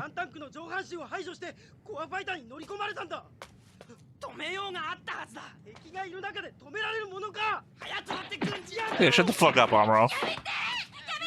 Maybe you forgot, but Hayato practices... Shit, I was about to say ninjutsu. Karate. No, he's a judoka. Judo, yeah, it was something. He's a martial artist. Yeah, I think if you're right, then they're indicating that Amuro was not at Odessa. Oh, that this battle was part of the whole Odessa thing. Well, no, it wasn't. Yeah, well, yeah. Because we already know that Ramba and the Gramba Revenge Corps was not under Caecilio, and Odessa was a Caecilio operation. Also, I mean... indicating that they're not doing that for Ryu, but they're doing it for everyone that died at Odessa. Which I think I might like a little bit more. Yeah, I mean, you remember you were going on about how he was sacrificing his troops, Rebel was sacrificing his troops. Yeah, passing of those lost in Operation Odessa, yeah. Well, it's slightly more impactful, I feel like. Less personal, and sometimes being more personal is better. But I feel like when you're telling a all-encompassing war story,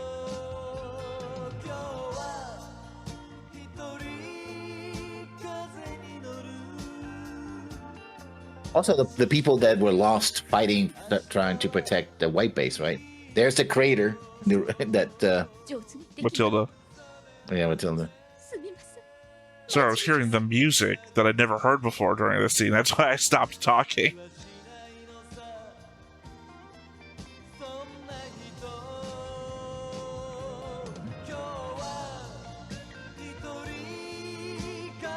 Because otherwise they're combining a lot of the deaths together so that this is all one.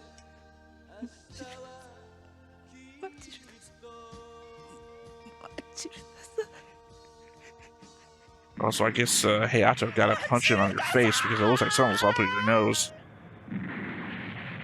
And he cries out for Ryu and not Matilda in the original. I think he cries out for Matilda too. Remember, these are separated by time. So he can cry out for multiple people in the show, and so we're including this. Yes.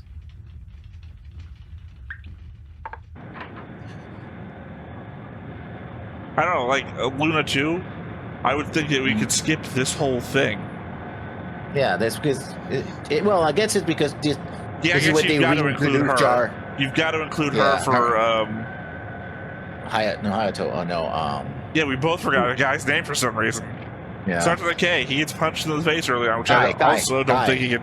Did we skip that too? Didn't we? I don't think we saw Kai get punched in the face in the movie. Mm-hmm. Oh, we're still doing the balloon thing. Well, I mean, we have to because it happened. As dumb as it is. True, but you could have changed it so it actually makes it more sense. I think you had to animate a lot more shit to get around the balloon stupidity. But yeah, no, yeah, we have to include her. That's an evil-looking submarine. We have to include her for Kai because Kai's it changes everything for Kai. Also, the reintroduction of Char, right? Char comes back.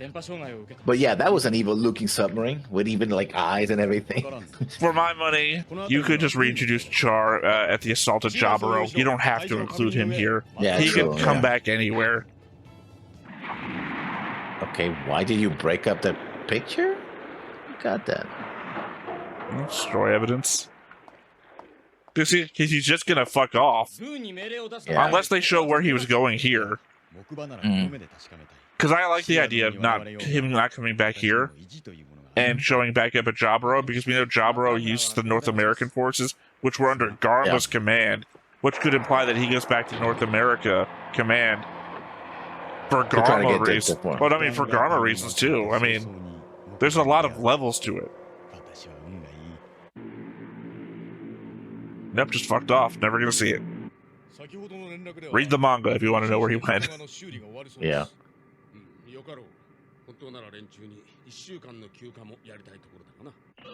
But I need to remind them that if they want to leave the military, that's life in prison.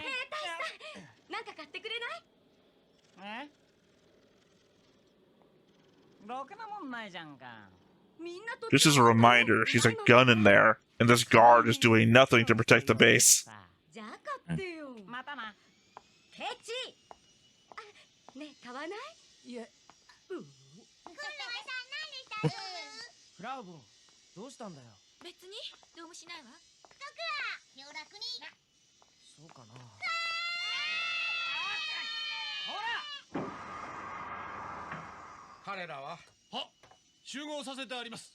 Weird random thought jumped in my head. Kai wouldn't be that bad of a dad, I don't think. What, Kai? Yeah. He's always hanging around, like, the kids are always hanging around him. He's not hanging around the kids, but... Okay. I don't think he'd be that bad of a dad. Well, he's not dead by the end of the show, as we know. True, yeah.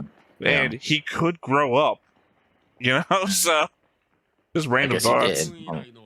Well, no, but I mean, like, physically, into an adult. Not late teen, or whatever the fuck he is. God, you're missing some of your... Oh, so now they're gonna go to Jaburo for new type person. Again, they change all this. It's yeah, instead of talking about new models of Xeon mechs, mobile suits. Well, we had thought some of them might be mobile armors too. So どれほど普遍的な能力になるかは分かっていない。他に悪い、ちょっと気持ち悪いんだ。いいかな。Sick about new types, that is. 何か。はい。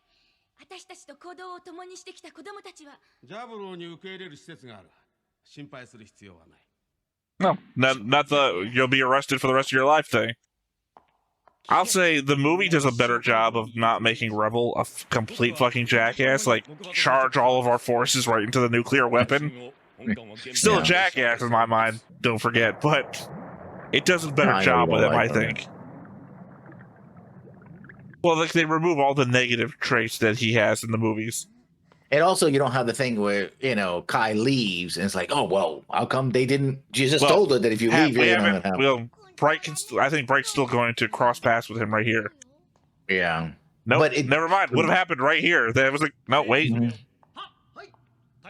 I recall him walking down the stairs and have to. Okay, never mind. I was right.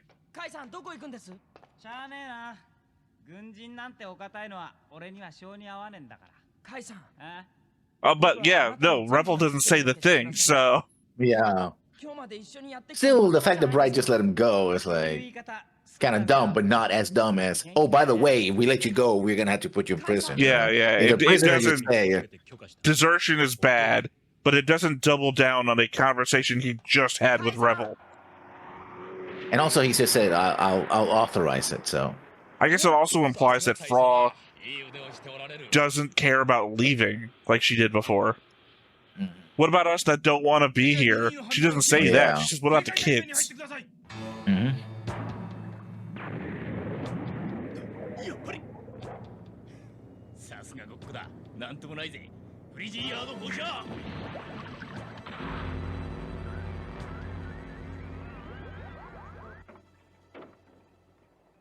Some kind of oil or something that's well, it says frizzy yarn, and I have to think maybe it's frizzy yarn. But wouldn't it also interfere with his? So Kai wants to be an electrician. No, remember those are the tools that. No, in the show, he says something about selling them. He says just now, maybe I should open up an electrician shop, implying he would be good at it, or he has some knowledge about it. That's what I'm saying. That's that new stuff for Kai. And not for nothing, there is a world where she doesn't die and he is raising 2 kids. I guess that would go to your point of he being good with the kids. Well, I was thinking more about the 3 on the white base he's constantly being bothered by, but... I guess the reason why they bother him is because he actually is good with them, right? He's like, you know, big brother. No, yeah, say big brother, but they do bother him. I mean, as little kids using them, they're big brothers, right? It's like, yeah. Well, because he kind of treats them, he treats them as like equals. Like, stop bothering me, shut the fuck up. Not like trying to treat them with kid gloves because they're kids. I just think that's what he would probably do if he was a parent. You know, just tell. That's where he finds it going. Tell them like it is. Oh, she's selling pixie sticks. I gotta say swirl sticks. That was coming to my head. I couldn't think of the name for them. Or she's just selling straws, you know. Yeah.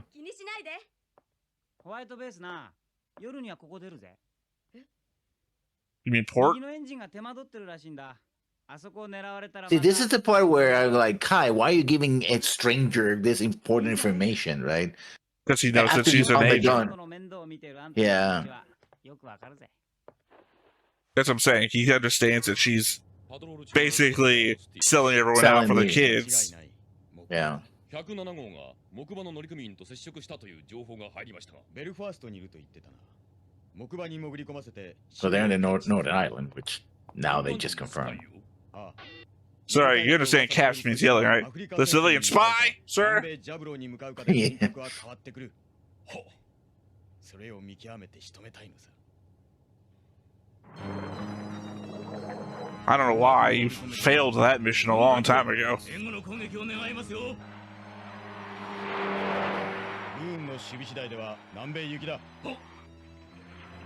Oh, so they tell us where he's going. We're going to South America if Boone fails, right? Even which though they didn't say the original. Technically not, though. he would have to go to North America to rally the forces, to then bring to South America.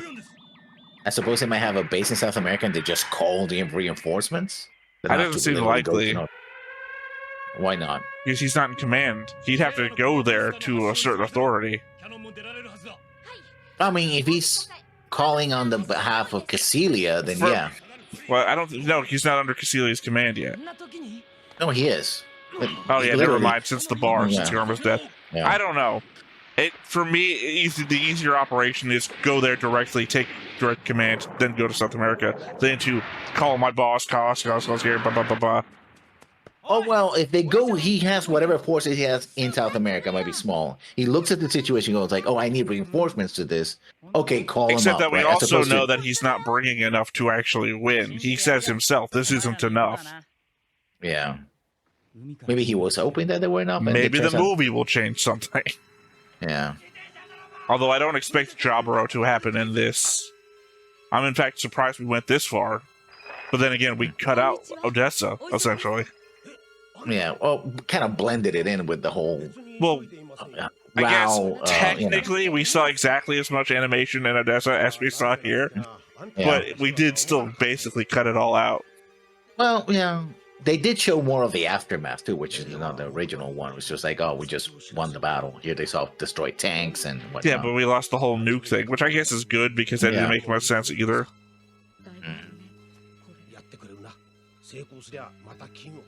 Or the whole, oh, I just followed the spies from over there and, shooting from across I mean, the it would have door been and all something. Because in the movie version, Elrin and Judak, that's his name. Elrin and Judak are not spies.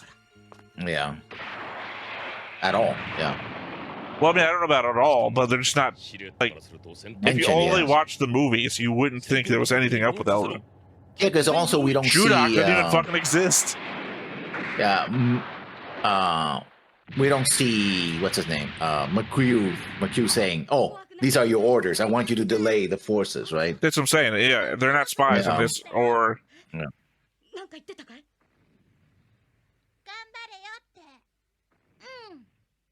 Then he gave us a poster of a cat. It didn't make any more sense to me, but... hung it on my wall. I don't know if I said this during the episode, but I have to believe that these two kids are dead. Yeah, I mean, without... Well, essentially, what they're going to do is they're going to eat what food they have. They're going to save as much money as they can by buying, like, little bits at a time. And then, I assume, get robbed and killed one day by someone else who's also just trying to survive. I don't know. How long is it from here to the end of the war? A couple months? Yeah, a couple of months, yeah. Your hair smells just like mom's. There we go. See? I remember these kids. I thought about them for a long time and did not make a note about it because I thought it was maybe too dark and unnecessary to note, but here in the afterthoughts that are the movies, by afterthoughts, I mean my afterthoughts, not the movie being an afterthought. I just don't see them surviving very long after their big sister dies.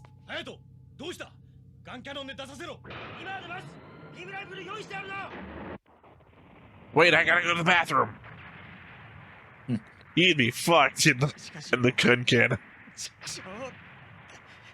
Either you hold it in or you pee it out and then you clean it out. You hose it out. Yeah, oh, there we go. We did include it. Yeah.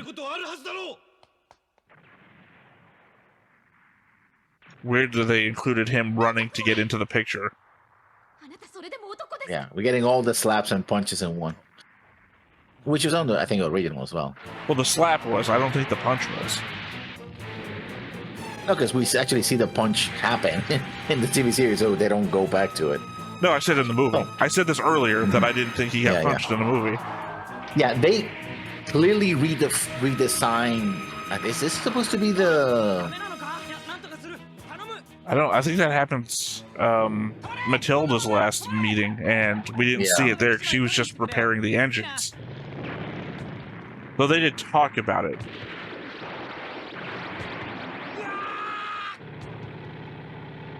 Or Hayato, always getting his ass kicked, handed to him.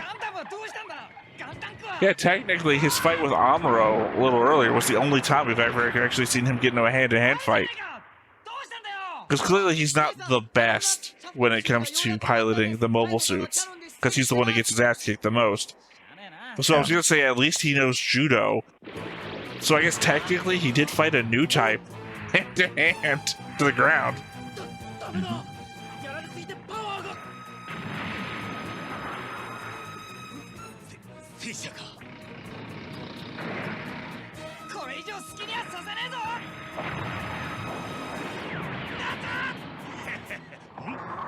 Also, not for nothing, but this is a world where Kai sold them out. And conceivably, what if Kai had switched sides? They still let him run back and get into the gun tank where he could have just fucked off to Zeon.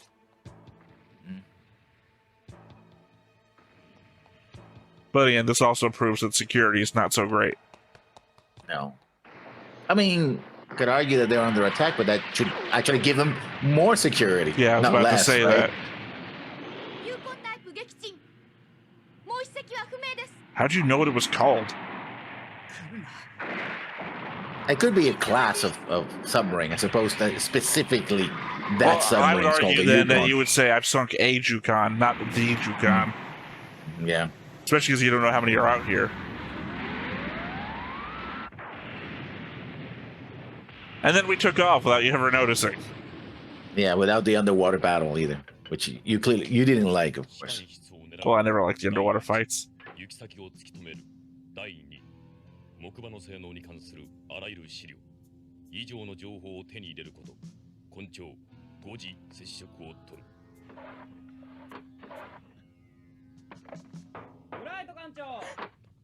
I was hoping. Well, I don't think there was anything in the drawers during the show. No, I was hoping that she was going to open it. It would be like a ring or a wedding ring or something. Yeah, that's what I was thinking. Like that bright butter ring while he was in Belfast, and like, oh, maybe I want to get. Oh, I don't remember breaking. Yeah, I don't remember that either. Yeah. So he hears the tear. Oh, yeah. So that explains why he sees her.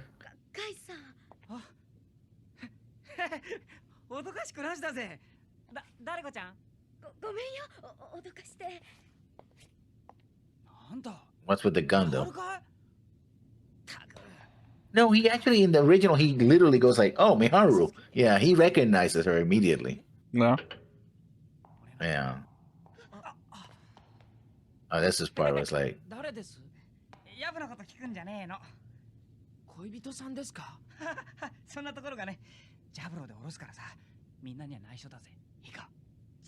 He also doesn't tell you anything about Jaburo. Oh, he does.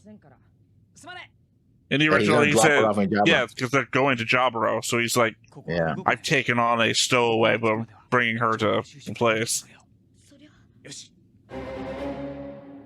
He also doesn't tell her not to gather any intelligence as well. He's just like, oh, just hide here. Yeah, I don't remember that. Yeah. But here's Flanagan and his very funny-sounding compatriot. You have to hear him in English. It's the source of the Zeon accent that they describe. And it's like, that doesn't make any sense. Oh, this is the whole, they come from the Malvidas. They capture one of the planes, and they're the ones who actually they were supposed to get the information, right? In fact, in Macross, well, that's what they tell her, that they get in contact at 5 o'clock. This is their plan to get that information from her, because they can more easily make low-powered radio communication. Their CO and accent is too strong, yeah. Yeah, but in the English one, they give him a stereotypical German accent, implying what about all the other people in Zeon? I mean, the Zeon seem to be pretty Germanic. Well, that's not what I'm indicating. I just mean that nobody else in the English dub sounds German. So either everyone is hiding their accent, or this guy is being weirdly made fun of.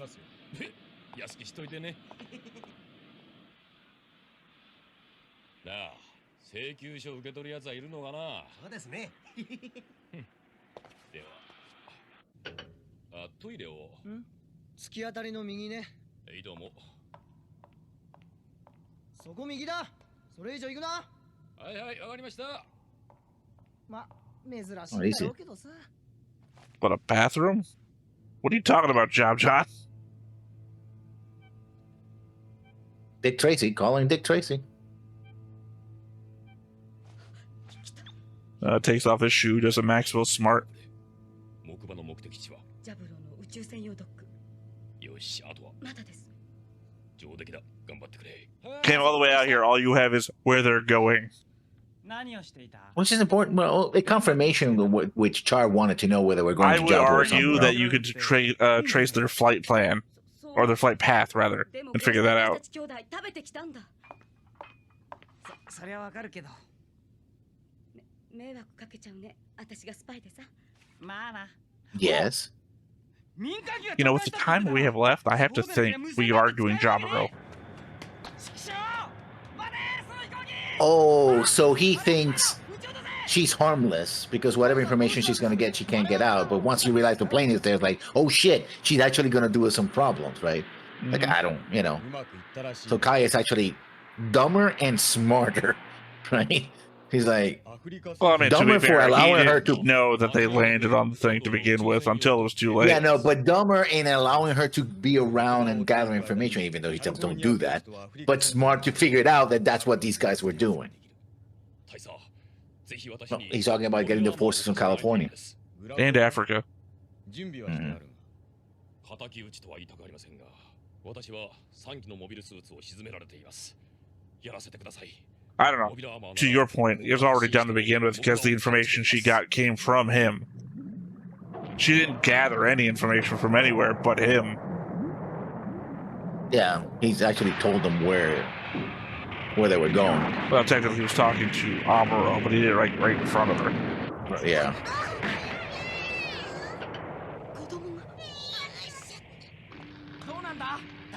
And that's when she switches sides, basically.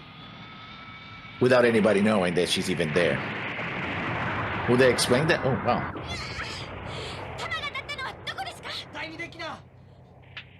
被害状況を教えてください。直撃だったんだわ。救命具をつけていろ。死んじゃ何もならねえんだから。あんたは応戦中さ。私にもやらせて。できるわけねえだろ。私のせいなんだ。おい。 私が情報を流したばっかりにカイさんたちが。お前の情報ぐらいでこんなに攻撃されねえよ。ごめん、カイ。私が。 Well, that will lead to the ambush. I think she probably assumes that they would have attacked Jaburo and not them right here.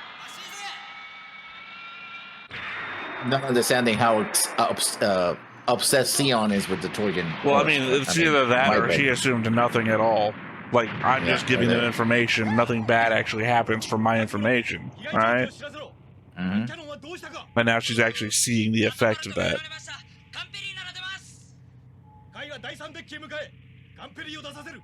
Why? Because they can't use anything else. No, That's what no. Even if that was true, why? We just had a whole conversation about this with Matilda. Why? I don't want to die. I'd rather die in this big ship than that small one. Yeah, but they have to survive the attack somehow, so they have to use whatever is at hand. Yeah, leave the gun parry for an escape ship when they start going down, because that gun parry is worth nothing. I would sooner start throwing bombs out the side of the ship than get in the gun parry.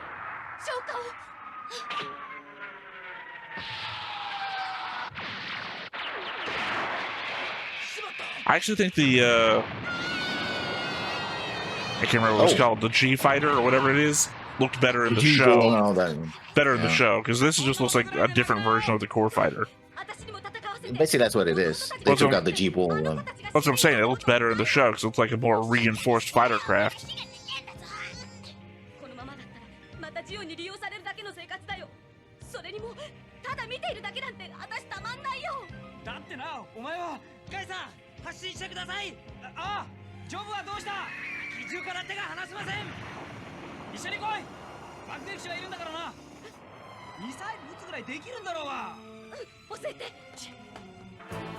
And she didn't put on the suit that he gave them, which would have probably saved her life. I don't think so. It's supposed to be a survival suit. I think it's more like atmospheric. Like if they go too high, keep out the cold, be able to breathe easier. You know, helmets and everything. I don't think there's anything. I think if Kai went flying off the back of the gun parry, I think Kai would just be as dead. There's nothing to save him. There's No inflation device, no parachute.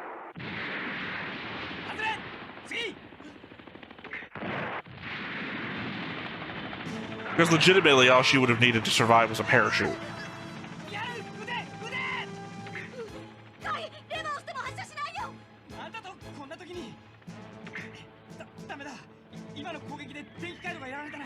Well, I guess that's it. We're out of the fight. Better turn around and go back.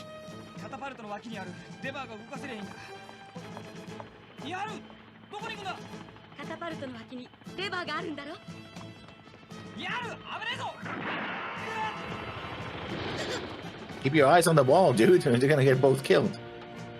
I mean, we're flying a brick. A giant brick. I'd rather be in the water with a life preserver than flying the gun pair.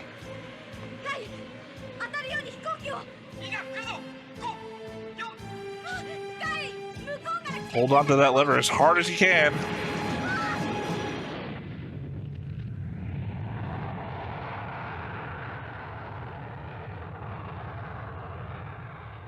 See, I regret her death more than anybody else's so far. I mean, Ramba asked for it. He was a fighter in a fight. Haemon was sacrificing herself for revenge. I feel like she did not fully understand the situation that she was in.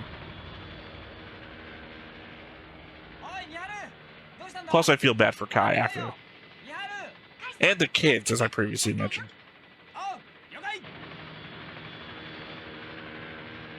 If there was a what effect does war have on people, I feel like she is more the standard than, say, Ramba or Ryu or Haemon, Tachi. So they mention the name here where they don't mention her name because they didn't know who she was. He brings up her name and everyone's like, "Who is that? Do you know who that was? Her stowaway?" Yeah, but basically, no. But you see Bright going like, "Oh, Miharu is not here, right?" It's like they don't know that until he says it. Let's just say Kai mentions it in this exact scene in the show. Yeah. No.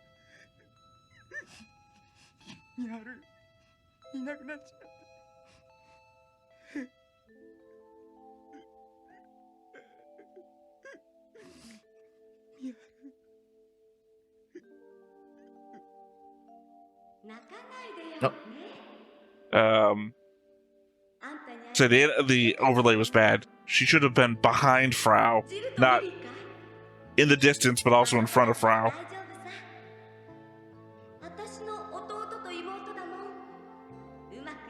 This was not part of the original, as I keep pointing out. I was actually just about to bring this up. I'm letting her talk it out first. This is literally the La scene for Kai.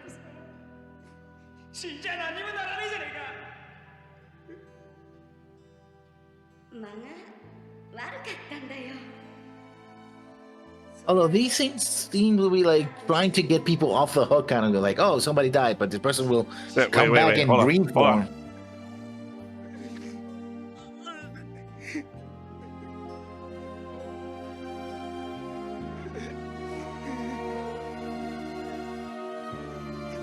Sorry, just realized this development of Kai. I don't want to see.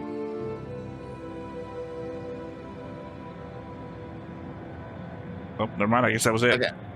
Go ahead. Yeah, well, they gave it more impact than it did in the original series because it was like we didn't get the Kai last spot screaming out her name thing. Yeah. No, I mean I like it. I also like the element that he turns around to get closer to her, and because she's dead, the vision of her moves away without actually moving, because it implies you can't get any closer to her if she's dead. I was going to say is that the fact that Kai survives the end of the show, I hope if we ever see Kai again, he goes back to those kids. Because I feel like either, I don't know, through love or obligation, that he has some sort of need to see them. Mm-hmm. Yeah, those famous giant South American capybaras. Giant rodents. I'm continuing your joke if you can't remember it. Yeah. Those famous South American giant crocodiles. Or alligators, because I can't remember which ones are saltwater and which ones are freshwater. Oh, it's still Do you think the blue butterflies were meant to represent her in some way? So I can't remember how close this was to those two scenes. Kind of back to back, but because that battle is a battle before they reach Umbro. Now, do you think it's more of an in general, like all of the dead? Yeah, I think it's more of life, how fragile life is, right? I think you said something like that when we were in the show, but I mean, more so that even, especially with the symbology of having it here, because this is essentially Earth Federation Command. If they do represent the dead, that they're coming from here. ついにジャブローの最大の出入り口を突き止めたというわけだな。消えた地点を中心に徹底的に調査しろ。キャリフォルニアベースに出撃要請を。Oh, he's calling reinforcement from his position. That right? makes the initial confusion I had about where Jaburo is even more confusing, I feel like. Because we know Garma, we remember Garma's command was in New York, because we covered that in the first movie. Whereas initially in the show, they come down to California, so we thought, oh, the base must be in California. Now he's calling California Command. Jaburo should be on the east coast of South America, so you think contact New York Command. So that's a smaller travel distance. I mean, if you flying, you cut through the Central America. Kind of, maybe an hour or two. Well, one is literally north-south. One is cross-distance flight. Yeah. But if they're flying, I think. No, he didn't. You know, in the original, he didn't know. It's like, how much of the kid stuff are we going to cover? Oh, this is also literally right where I thought they initially brought up the idea of new types. Because I thought they scanned his head for longer. But now they just say it here. So I guess proving I was right.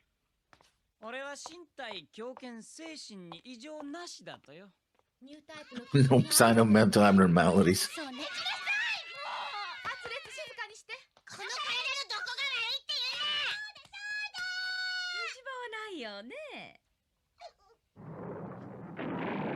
Okay.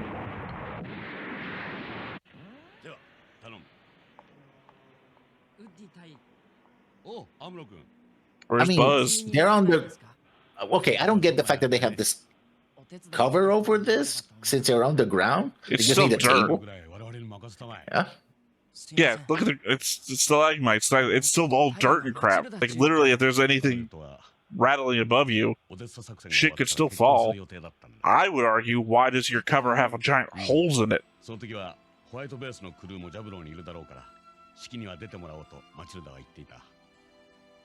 Yeah, which implies that Matilda was planning to win Odessa with no problem whatsoever, and then go to South America.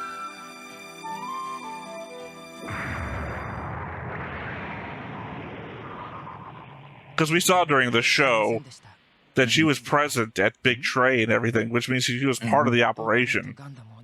Yeah. Yeah, which means that they were planning to invite everyone here because they were on their way to Jaburo with a no-problem Odessa operation. See holes. What the heck?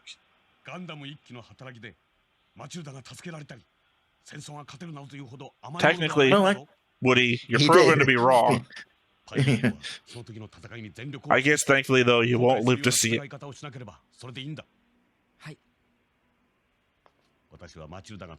I mean, what he's trying to say is, like, don't... As good as you are, you can't do everything. You just got to do what's best you can. That's it's the lesson of the solitary confinement. Kid, don't get a big head. Also, famous South American giant crocodile. Giant crocodiles. Well, because its distance to the Gundam make it, or the mobile suit make it look like as big as an 18-meter crocodile or alligator.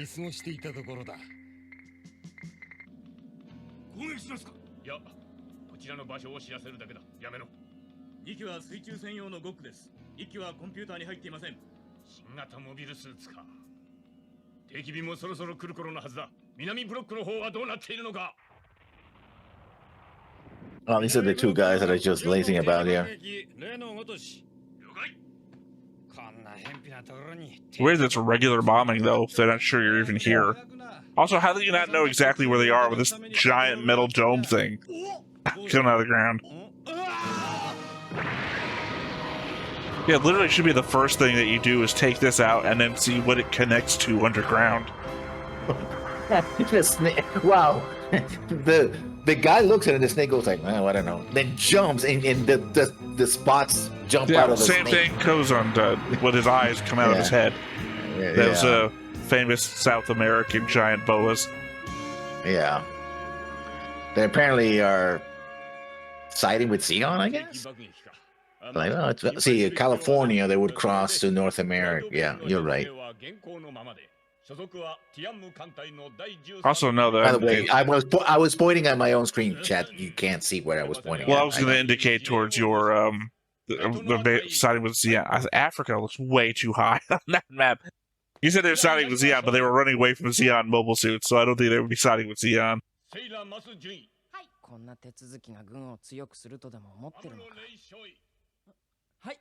Oh, here's where he complains about the double promotion, right? Yeah.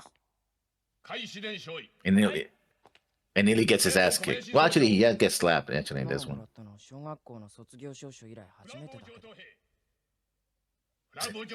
Since my high school. Oh, he actually graduated from high school? I guess. We see him attend, and then he's just not attending for a long time.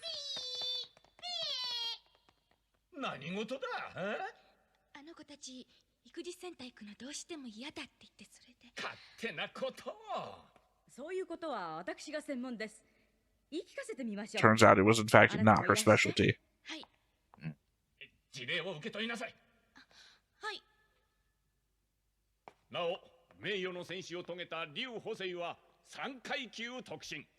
Three rank. Three rank. One more than before. For some reason, they decided he needed to be a higher rank than he did in the show.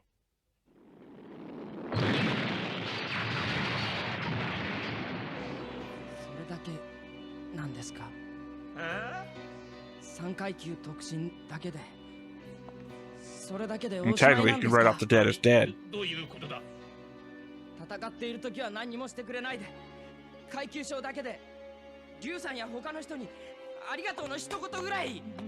That's what the promotion is. Get back over here, so I'm gonna hit you.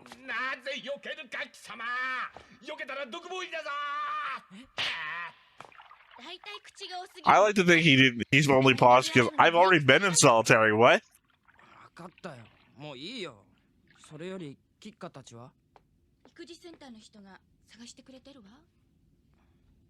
Looking for them, not after them? Are we skipping the whole daycare scene itself? Just put them into danger? It's interesting that they put... this happened in the original, of course. That they're kind of living together, I guess, at the same quarters, or is he's just visiting her. I think it's more likely she's just visiting to take care of him. Yeah. Like back on the side 7.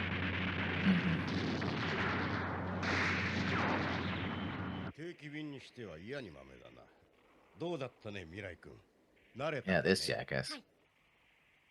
What, Gap? Yeah. I guess the war's gonna go on, and I'm gonna profit from it, I guess.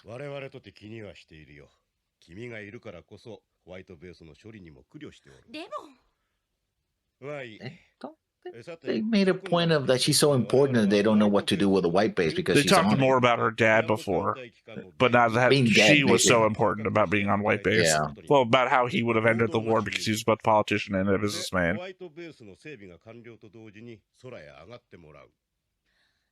Yeah, this is where they laid out the plan that they're going to be the decoy.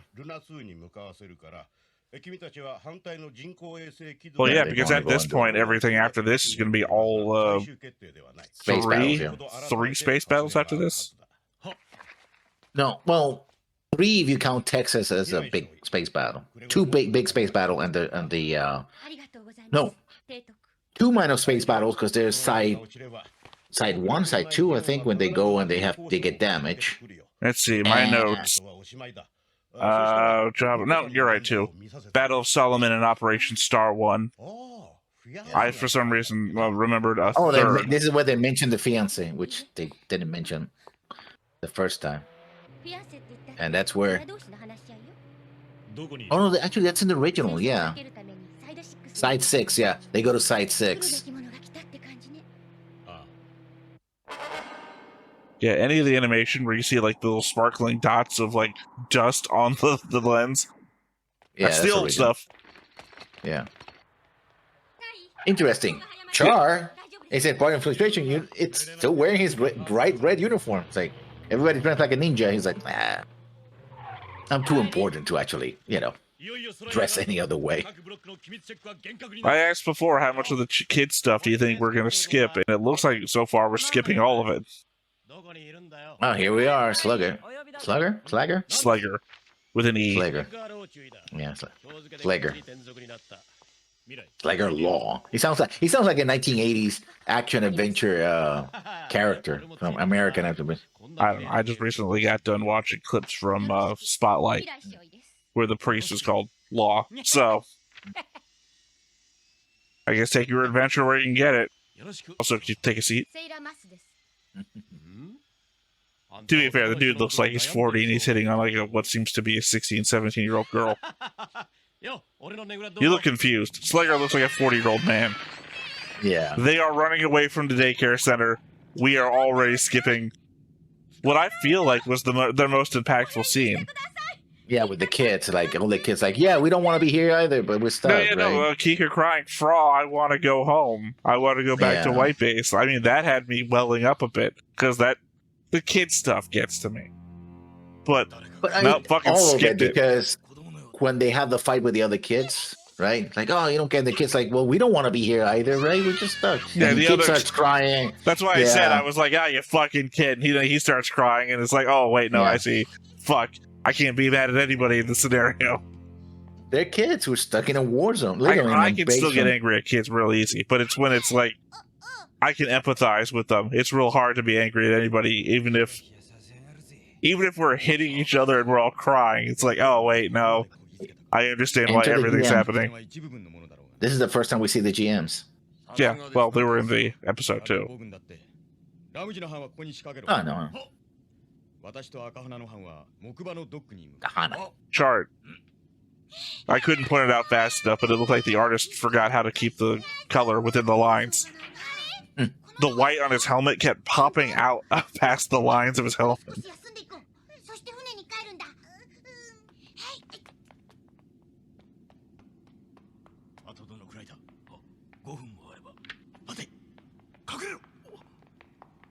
What the fuck did you say? Kakuru. No, he said hold ill hide. Oh. His name's not ill. What the fuck was that? What? I think he wanted to say hold it and hide. That's what the translation should have been. Hold. The subtitles have been messing up. Yeah. Yeah, it didn't sync up.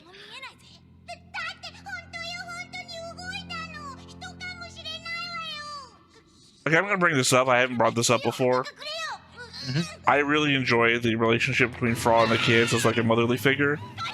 Yeah. Has she not worried about getting them a change of clothes once in this few months that they've been on the ship? She visited a daycare with them. They got children's clothes. Yeah. I mean, they do bathe and all that, so I guess they do have to have change of clothing, or they watch. No, they actually we see them watch their clothes inside the ship. We saw them washing in Mirai's clothes. Are you saying that they wash their clothes every day? Probably not. That's a huge waste of water on this ship. Also, that the clothes wouldn't survive that long. They get washed all the time, right? Also, that would not muffle you from speaking at all. Even the tape would not muffle you from speaking. You would just move your mouth, and the tape would mull. Depending on what we're talking about, that kind of if it's normal tape wouldn't. It doesn't even matter what kind of tape. Gorilla tape, you could just the movements of your skin and the muscles of your face would fuck up how it would stick to you.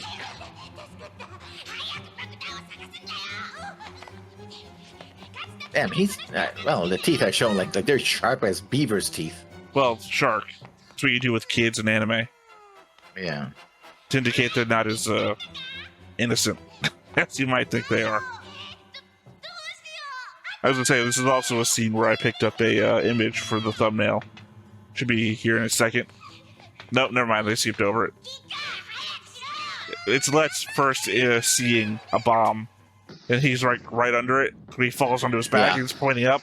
I put that one right under me, so Lech is terrified, pointing at my face.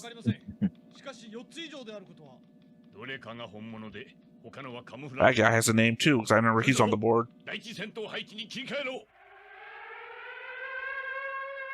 At least they're keeping his cool. It's like, okay, they're doing regular, but okay, now this is important. Activate level 1 defense, right? Well, I assume because he's so far underground, he doesn't feel personally threatened.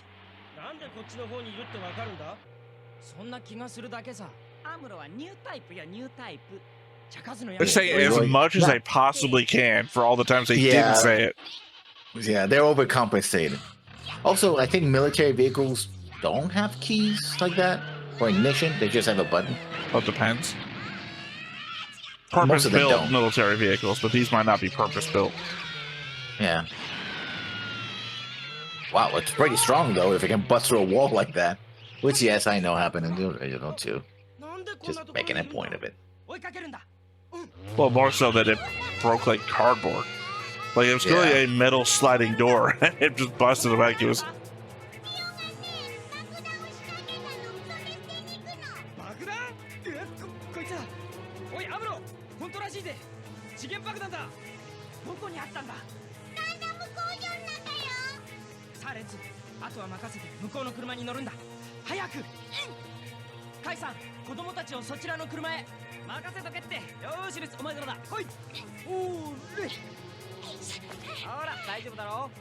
See? Even comforts them when he gets them on board. Wouldn't be a bad dad. No. The fuck does it mean? I guess it's the okay sign. You want to give the okay sign? Oh, that's right. No, because he does this in the movie. Yeah. He does this in the show. Yeah. Yeah. Well, he wants, okay, it's A-okay, but fuck you at the same time. Yeah. That fits Kai to a T, especially when he's dealing with Amuro. Like, yeah, but they watered it down into the whole. And, yeah.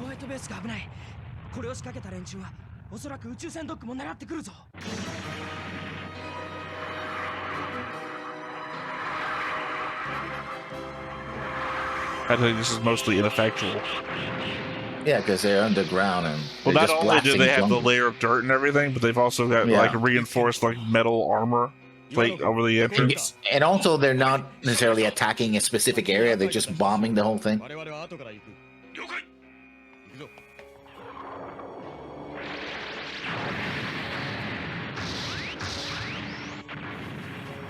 Because they're doing as much damage as possible as a way out, right? But I mean, I think they should have been targeting the ceiling, caving the entire place on the base.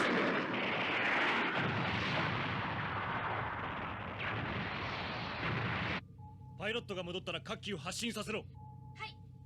wonder if Big Trey survives the war. I mean, there's more than one.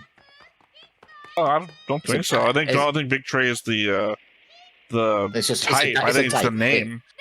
No, it's a type. I disagree, but I also don't give a shit about, I mean, the specifics. I don't care about, like, tech specs. For me, Big Trey is the name of that one specific whatever the fuck it is. But I guess that also implies in my mind they carried Big Trey from Europe to Jaburo. Yeah, which wouldn't be very effective. But I still believe that they did it. They didn't. I believe that they did. And there's nothing in the show that proves that. There's nothing in the show that says you're right.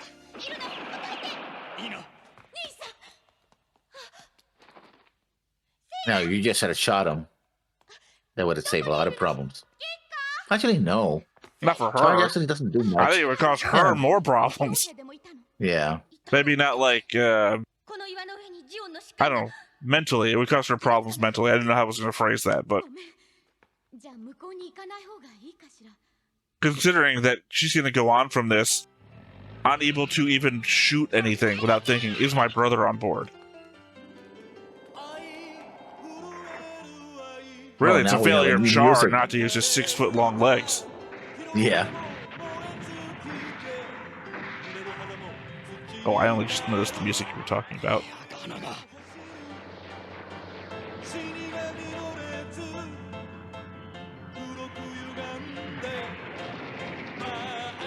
Pretty catchy song for what's going on.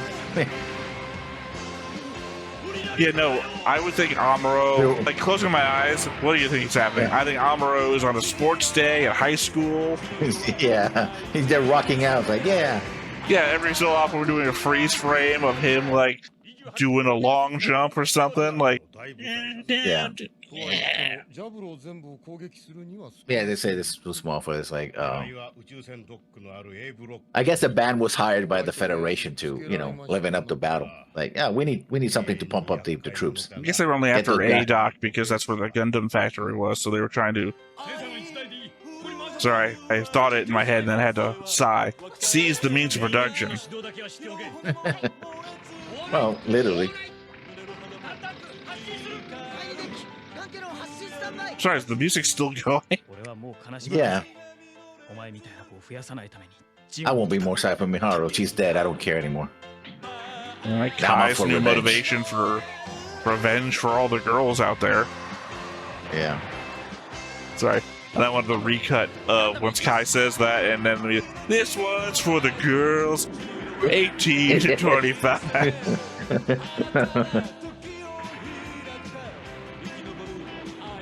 I mean, we're not getting the translation of the song in this version, so. I mean, thankfully, I've gotten too many of these where they put the music on the bottom alongside the text of people saying them. Having a hard time. Happens a lot more in the shows I react to solo. It's not a bad song, I just don't think it fits the scenario. Yeah. Like, maybe near the end, like during Abaquo, where they're like winning for the first time. Be a good victory song. But not even then, because there's like sad shit happening there for characters I care about, like Dozel. Sorry, I said Abaquo. Dozel's not at Abaquo. No, he is at Abaquo, isn't he? No, it's not Abaquo. It's the other base. Solomon. Yeah, Solomon. That's Solomon, yeah. He tells her, you fall back while I ram these guys. I guess even then, even at Abaquo, Giran's not a great guy, but he is a good character to follow. So losing Giran, also Kycelia, basically all of our main point of view characters on the bad guy side. At this point, you're just guessing anybody in a red mobile suit is Char. Is that General Mom Char? It's got red on it.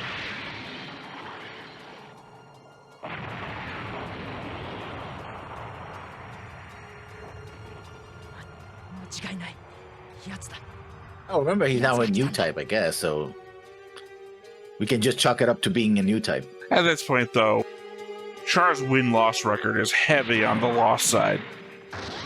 Yeah.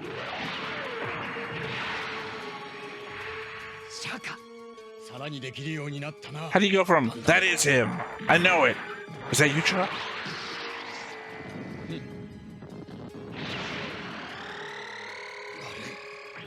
Also the only use of the shield, by the way. Yeah. Otherwise, I would argue just have two beam sabers out. Yeah. And he died the same way his girlfriend died. Smashing the cockpit.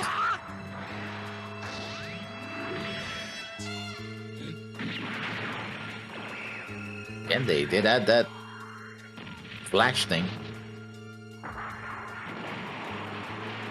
They should call these movie this particular movie should be called New Type Gundam, the New Type, the movie, right? Because it's all about new types now. Something of sorrow, isn't it? Yeah.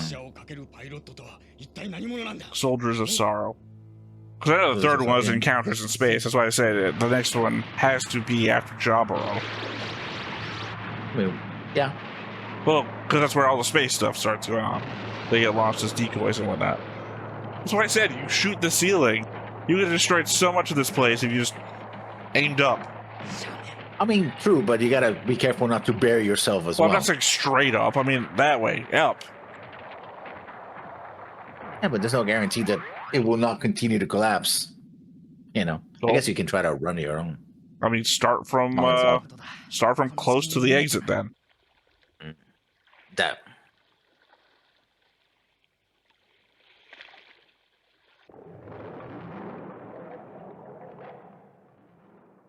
あなた方の気持ちはわかりますけど、でもここにいれば安全である As was proven. ないのですよ。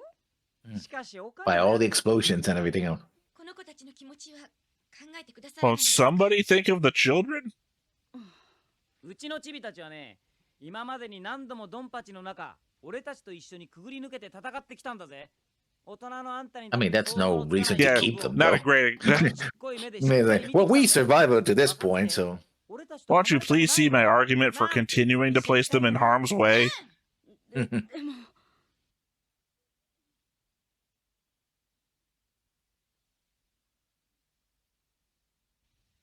そうかもしれないわね。手続きは私が何とかしてみます。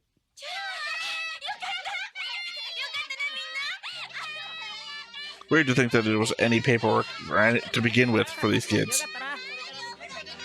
I mean, it's bureaucracy. I can see there has to be paperwork. You have to account for them, Well, I mean, that's what say, Frog had to inscribe them. ask about them to begin with, implying that there's no bureaucracy that's taking care of them. Like, what about those kids I got this paperwork for?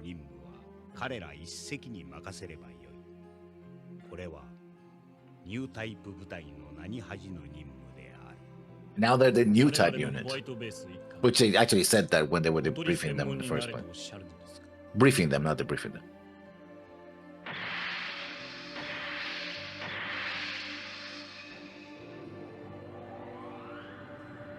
I hope we do get more scenes between Dozel and Zena when we get up there. Yeah. Oh, literally, the last scene seems to be launching into space. Yeah, I said the next one's encounters in space, so. Although arguably you could have named the first one that too. I hope that this is somebody actually talking in a mic and not a guy in the glass shouting, "Wipe the base, launch!" It's like, dude, they can't hear you. It's you have the what are you doing? I don't know. Good thing he has the microphone on, doesn't? Yeah. Those famous South American giant condors. Yeah, you wrung that joke to the ground. Well, we just launched from it, so.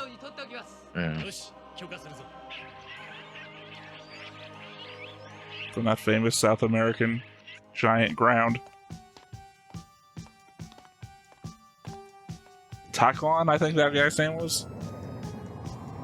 Like, the problem here is that they've given Xion a bunch of cool-looking people that you would assume would be around for longer. Like, dude, the giant beard, scar going down the side of his face. Does nothing.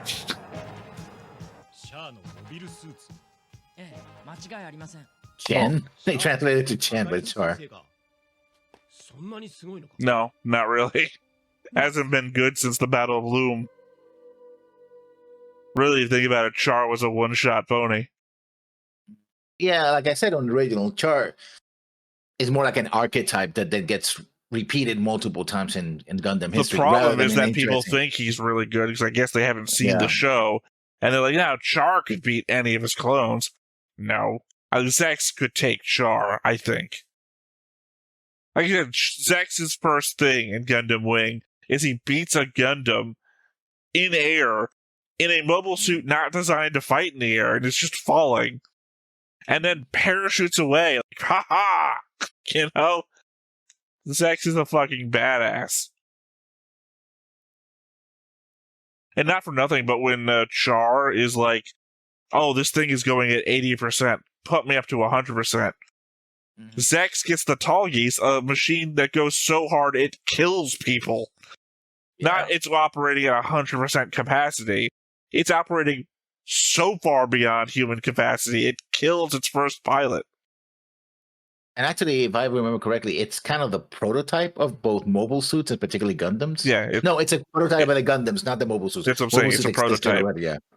Yeah. It kills its first pilot. The second pilot sacrifices his life in the damn thing. And then Zax is like, I can fucking handle this. And he does. He does. Yeah. Multiple times. So physically, he's better than Char. He's a better pilot than Char. Whatever that says. I think is movie 3 will be almost coming this summer. Yeah, probably something equivalent. Yeah. No, you know what? Actually, what that probably said. Yeah. That probably said, "Can you survive?" Well, probably. I noticed that the kanji has its own kanji as well as punctuation. Well, sort of. Not really. That's not how it works in Japanese. I'm not really sure. I think Char could probably beat Rao, though. Yeah. I mean, Rao's a flawed coordinator. I would say, but argue if he was a coordinator. Yeah, I think he is a coordinator. I don't know. That would mean that he has superhuman ability that Char does not typically show. Like, Char has new type ability, which is like dodging ability at best. Or predictive, you know. I don't know. It'd be a hard tell for me. Rao also doesn't have that great of a record. No. Most of the time, like Char didn't actually didn't go into combat that often, and Mula Flaga really often kicked his ass anyways. Well, I mean, technically, he kicked Boo's ass at the final time. Oh, yeah. Knocked him right out of the air and then held him at gunpoint in the factory.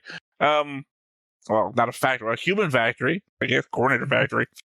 But I'm just meaning that Rao only got in to fight like 3 times, if you count the last one where he died. Yeah. Whereas Char gets into it almost, I don't know, I'll say like 6, 7 times, feels like. Yeah. And he loses. I guess all but 2 if you count the Moon and Loom. Yeah, pretty much. So there you have it. Movie number 2 for the recaps. Still much better recaps than Destiny for sure. Well, these are also longer. These are almost like an hour longer. You said Destiny. You mean Seed? Seed, yeah. Destiny is the season we're watching. Seed is the overall show. Seed is like an hour and a half a movie, and these are like 2.5 hours. So we're getting like over an hour extra. I think Seed could have used that hour to make it more coherent. Yeah. But at that point, you're asking yourself, well, why don't we just watch the show? Because you're using so much of it. Yeah. Because, I mean, this is 13 episodes worth? About.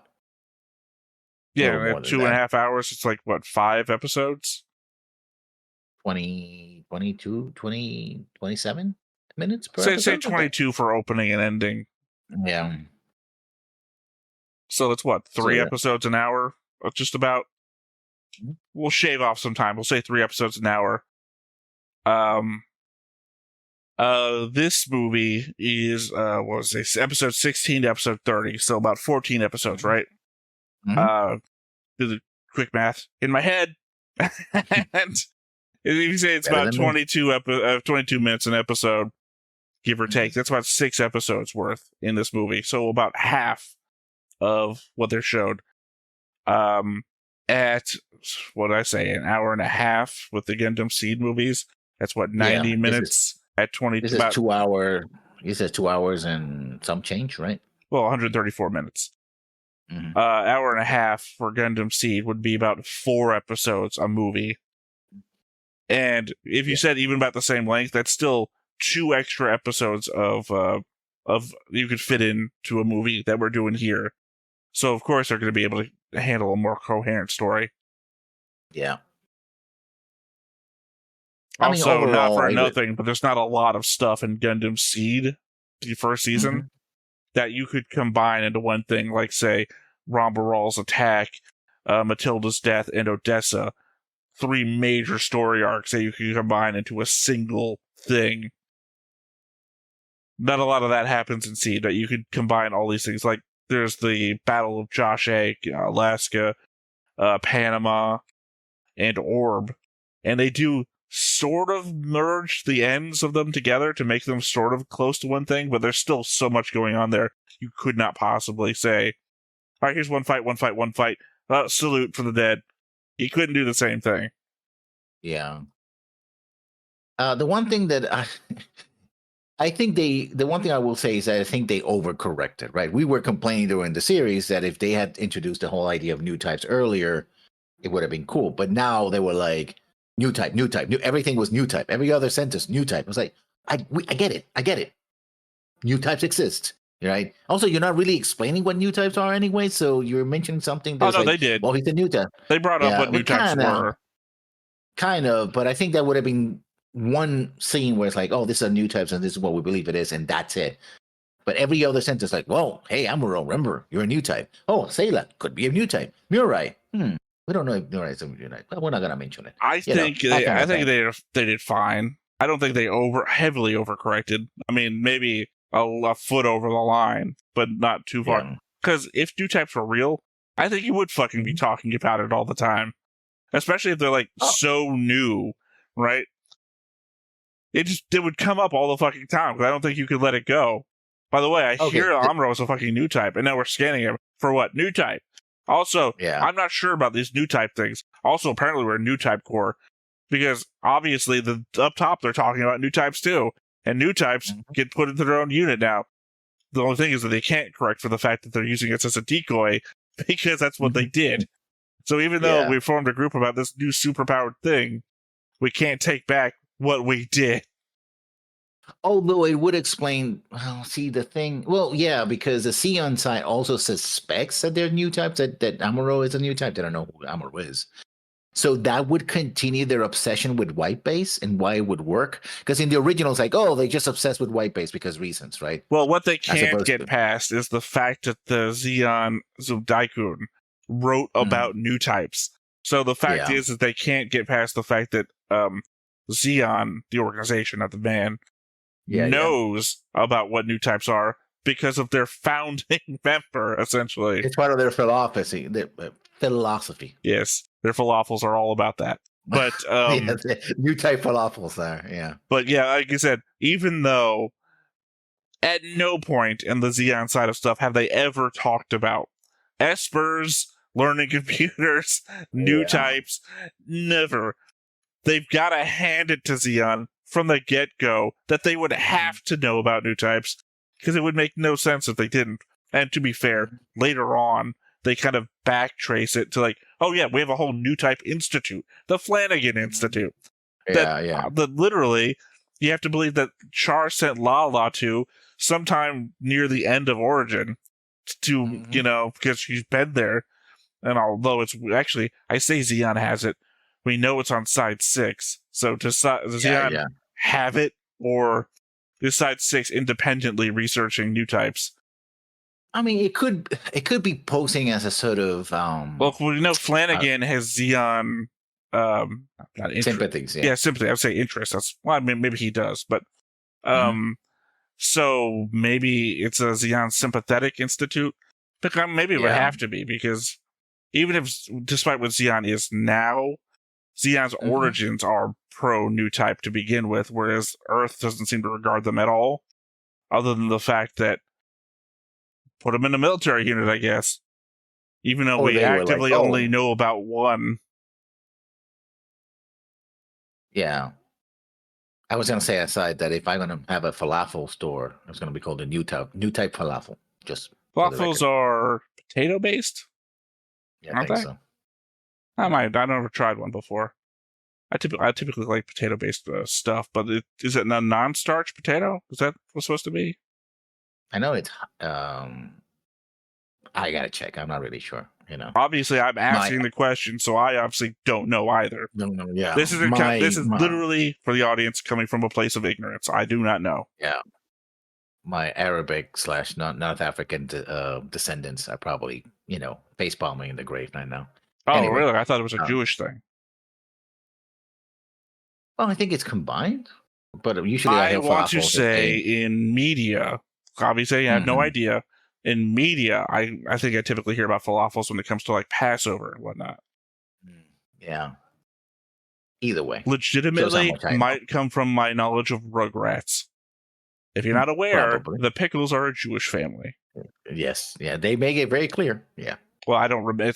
when I say Rugrats, I mean Rugrats from like Snick in the 1990s, the late early 2000s. Yeah. They literally have a Passover episode and everything. Oh, I'm pretty sure that Rugrats are still on the air. That's what I'm saying. Yeah, probably. That's what I'm saying. For those of people, I'm not. Look, the thing is, we're watching an anime from the 1970s, which is to say, we're people who are literally watching animation, and cartoons aren't really that far from it, and that are Eastern, not Eastern. There are Western cartoons. I mean, Rugrats would be Western, Western animation, American. Well, I'm talking about difference. Well, the thing is that there's a lot of people out there that actually fucking care, and I don't. Yeah. I call it anime because it's just what everyone calls it. It's a more serious cartoon. It's just for all I care. Legitimately, I'm not going to get into those debates of is Avatar anime. Yeah. Falafel is made out of ground chickpeas or fava beans mixed with fresh herbs, onions, garlic, and blend of spices. So they're like... so you could pair it with a nice Chianti. Yeah. Also, that sounds horrible because chickpeas never were good. When I thought it was a potato dish, I thought it would sound good, but not this. According to Wikipedia, take it with a grain of salt, it's a deep-fried ball or patty-shaped fritter of Egyptian origin, featuring in Middle Eastern cuisine, particularly Levantine cuisine, which probably would include the Levant being, Lebanon, State of Israel, etc. And it's made from broad beans, ground chickpeas, or both. Yeah, so instantly not something I want anymore. Yeah, falafel is usually made with fava beans in Egypt, with chickpeas in Israel and Palestine, or either with chickpeas or a combination of both in Jordan, Lebanon, and Syria. I wonder what I'm thinking of then. Yeah. The potato-based thing, then. I have no idea. Yeah. It's probably because my dinner is going to be composed of frozen mashed potatoes. Because I tested falafel in pita bread, which I always thought that it was a bread, and it isn't. So there you go. Goes to show how much I know, which is...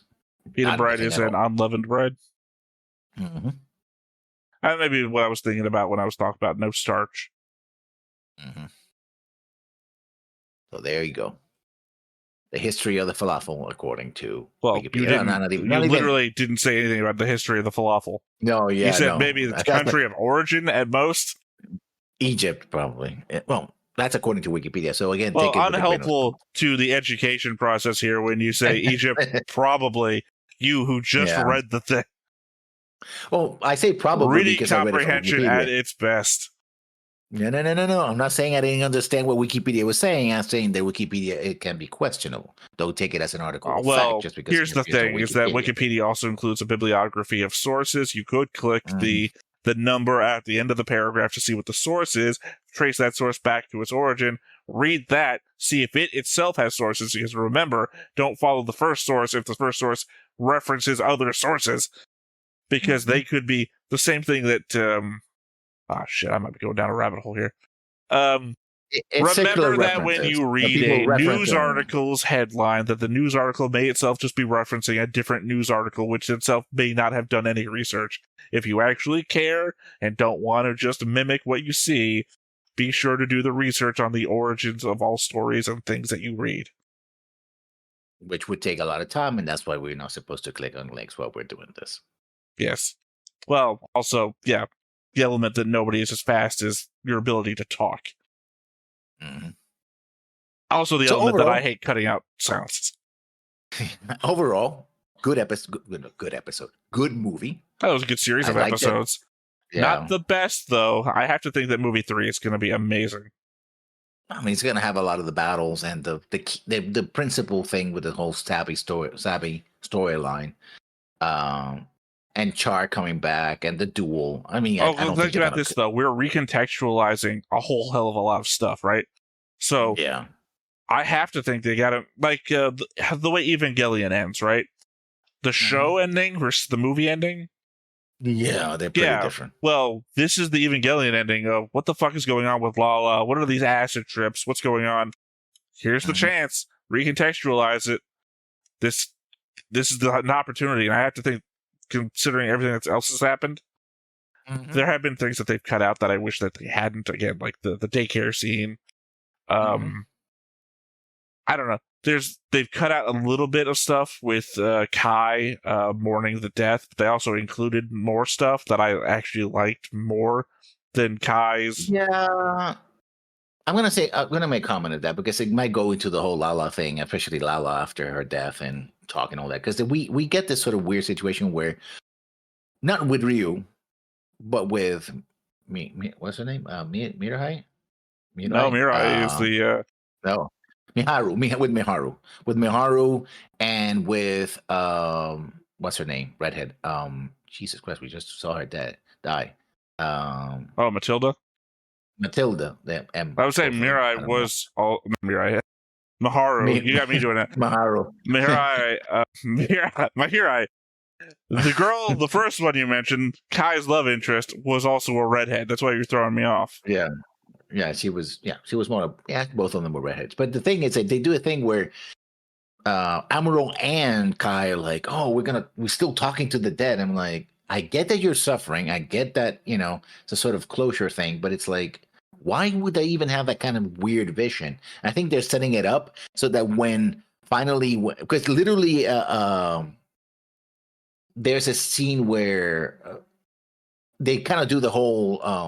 Luke, Obi-Wan from the dead talking to Luke Skywalker and doing the Death Star. Well, that's what we joked about during the show. Our Force Ghost real. Yeah. I mean, I would argue that we know that, or we don't know that, but there's no suspicion that Kai is a new type. So him seeing the dead talk and Amuro seeing the dead talk raised different concerns. Because Amuro, we know, well, I have no fucking idea, so I'm hoping the movie will recontextualize. But the whole Lala's a Force Ghost thing that he's been talking to long after she's died would imply that that's what's going on there. Although Matilda, I have no idea to believe would be a new type either, so it wouldn't.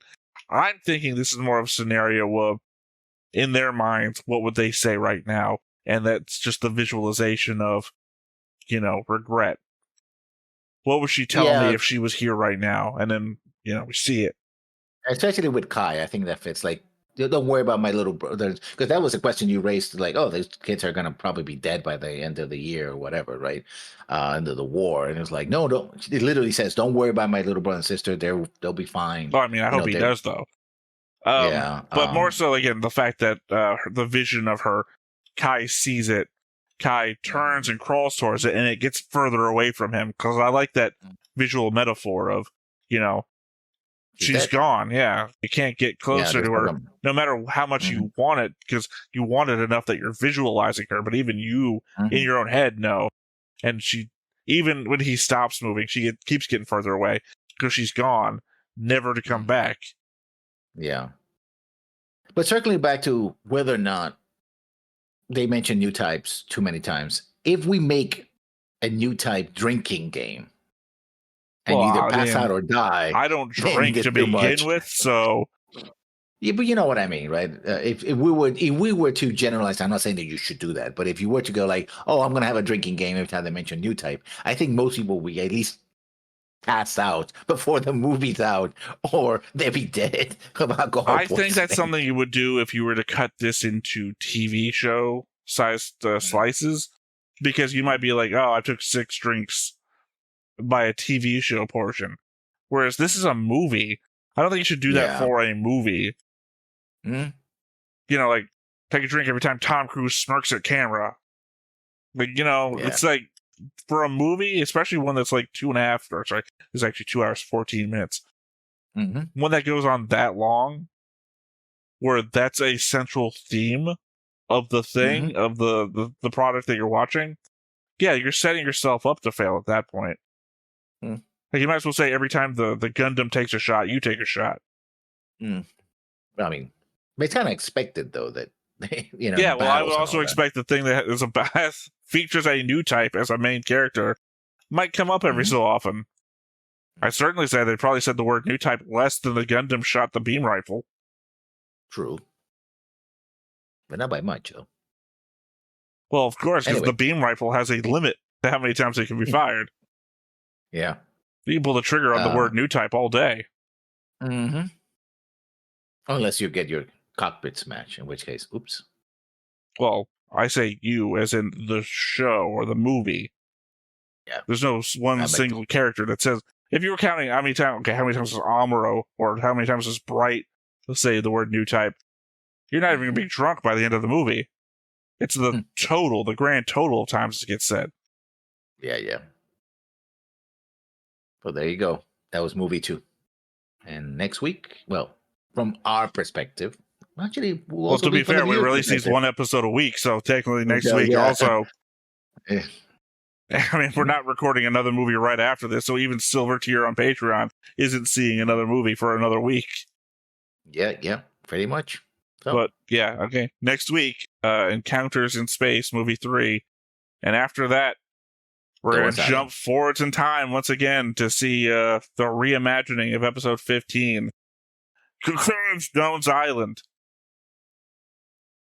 Well, actually, it would be going back in time, not forwards in time. No, we're forwards in time because the movie was made with the 2010s, we'll say? Oh, I guess so, yeah. Yeah, so it'll be in the animation style of Origin, because I think it has the same director. I know it definitely has the same writer, because obviously it's but yeah, I think the same director. That's the last thing we'll be seeing from the Origin style, unless they release something new during our entire watch through of Universal Century, which I hope that they do. I really like the Origin style of things, but yeah, that'll be our last touch on that. And as I said, I think we're going to Igloo after that to go back to the beginning of the war. Yeah. All right. There you go. Yep. So that is it for us today. Once again, I have been Theta. This has been Lessons. We've been Stoneface Reactions, and we will catch you next time. Bye-bye. Hey everybody, thanks for watching another Stoneface Reactions. If you have an idea of another video we could go ahead and watch, go ahead and put it in the comments down below and we'll add it to the wheel. Be sure to like, comment, and subscribe, and let us know what you thought about this video, what parts you liked. And until then, we'll see you next time. Is this too goofy?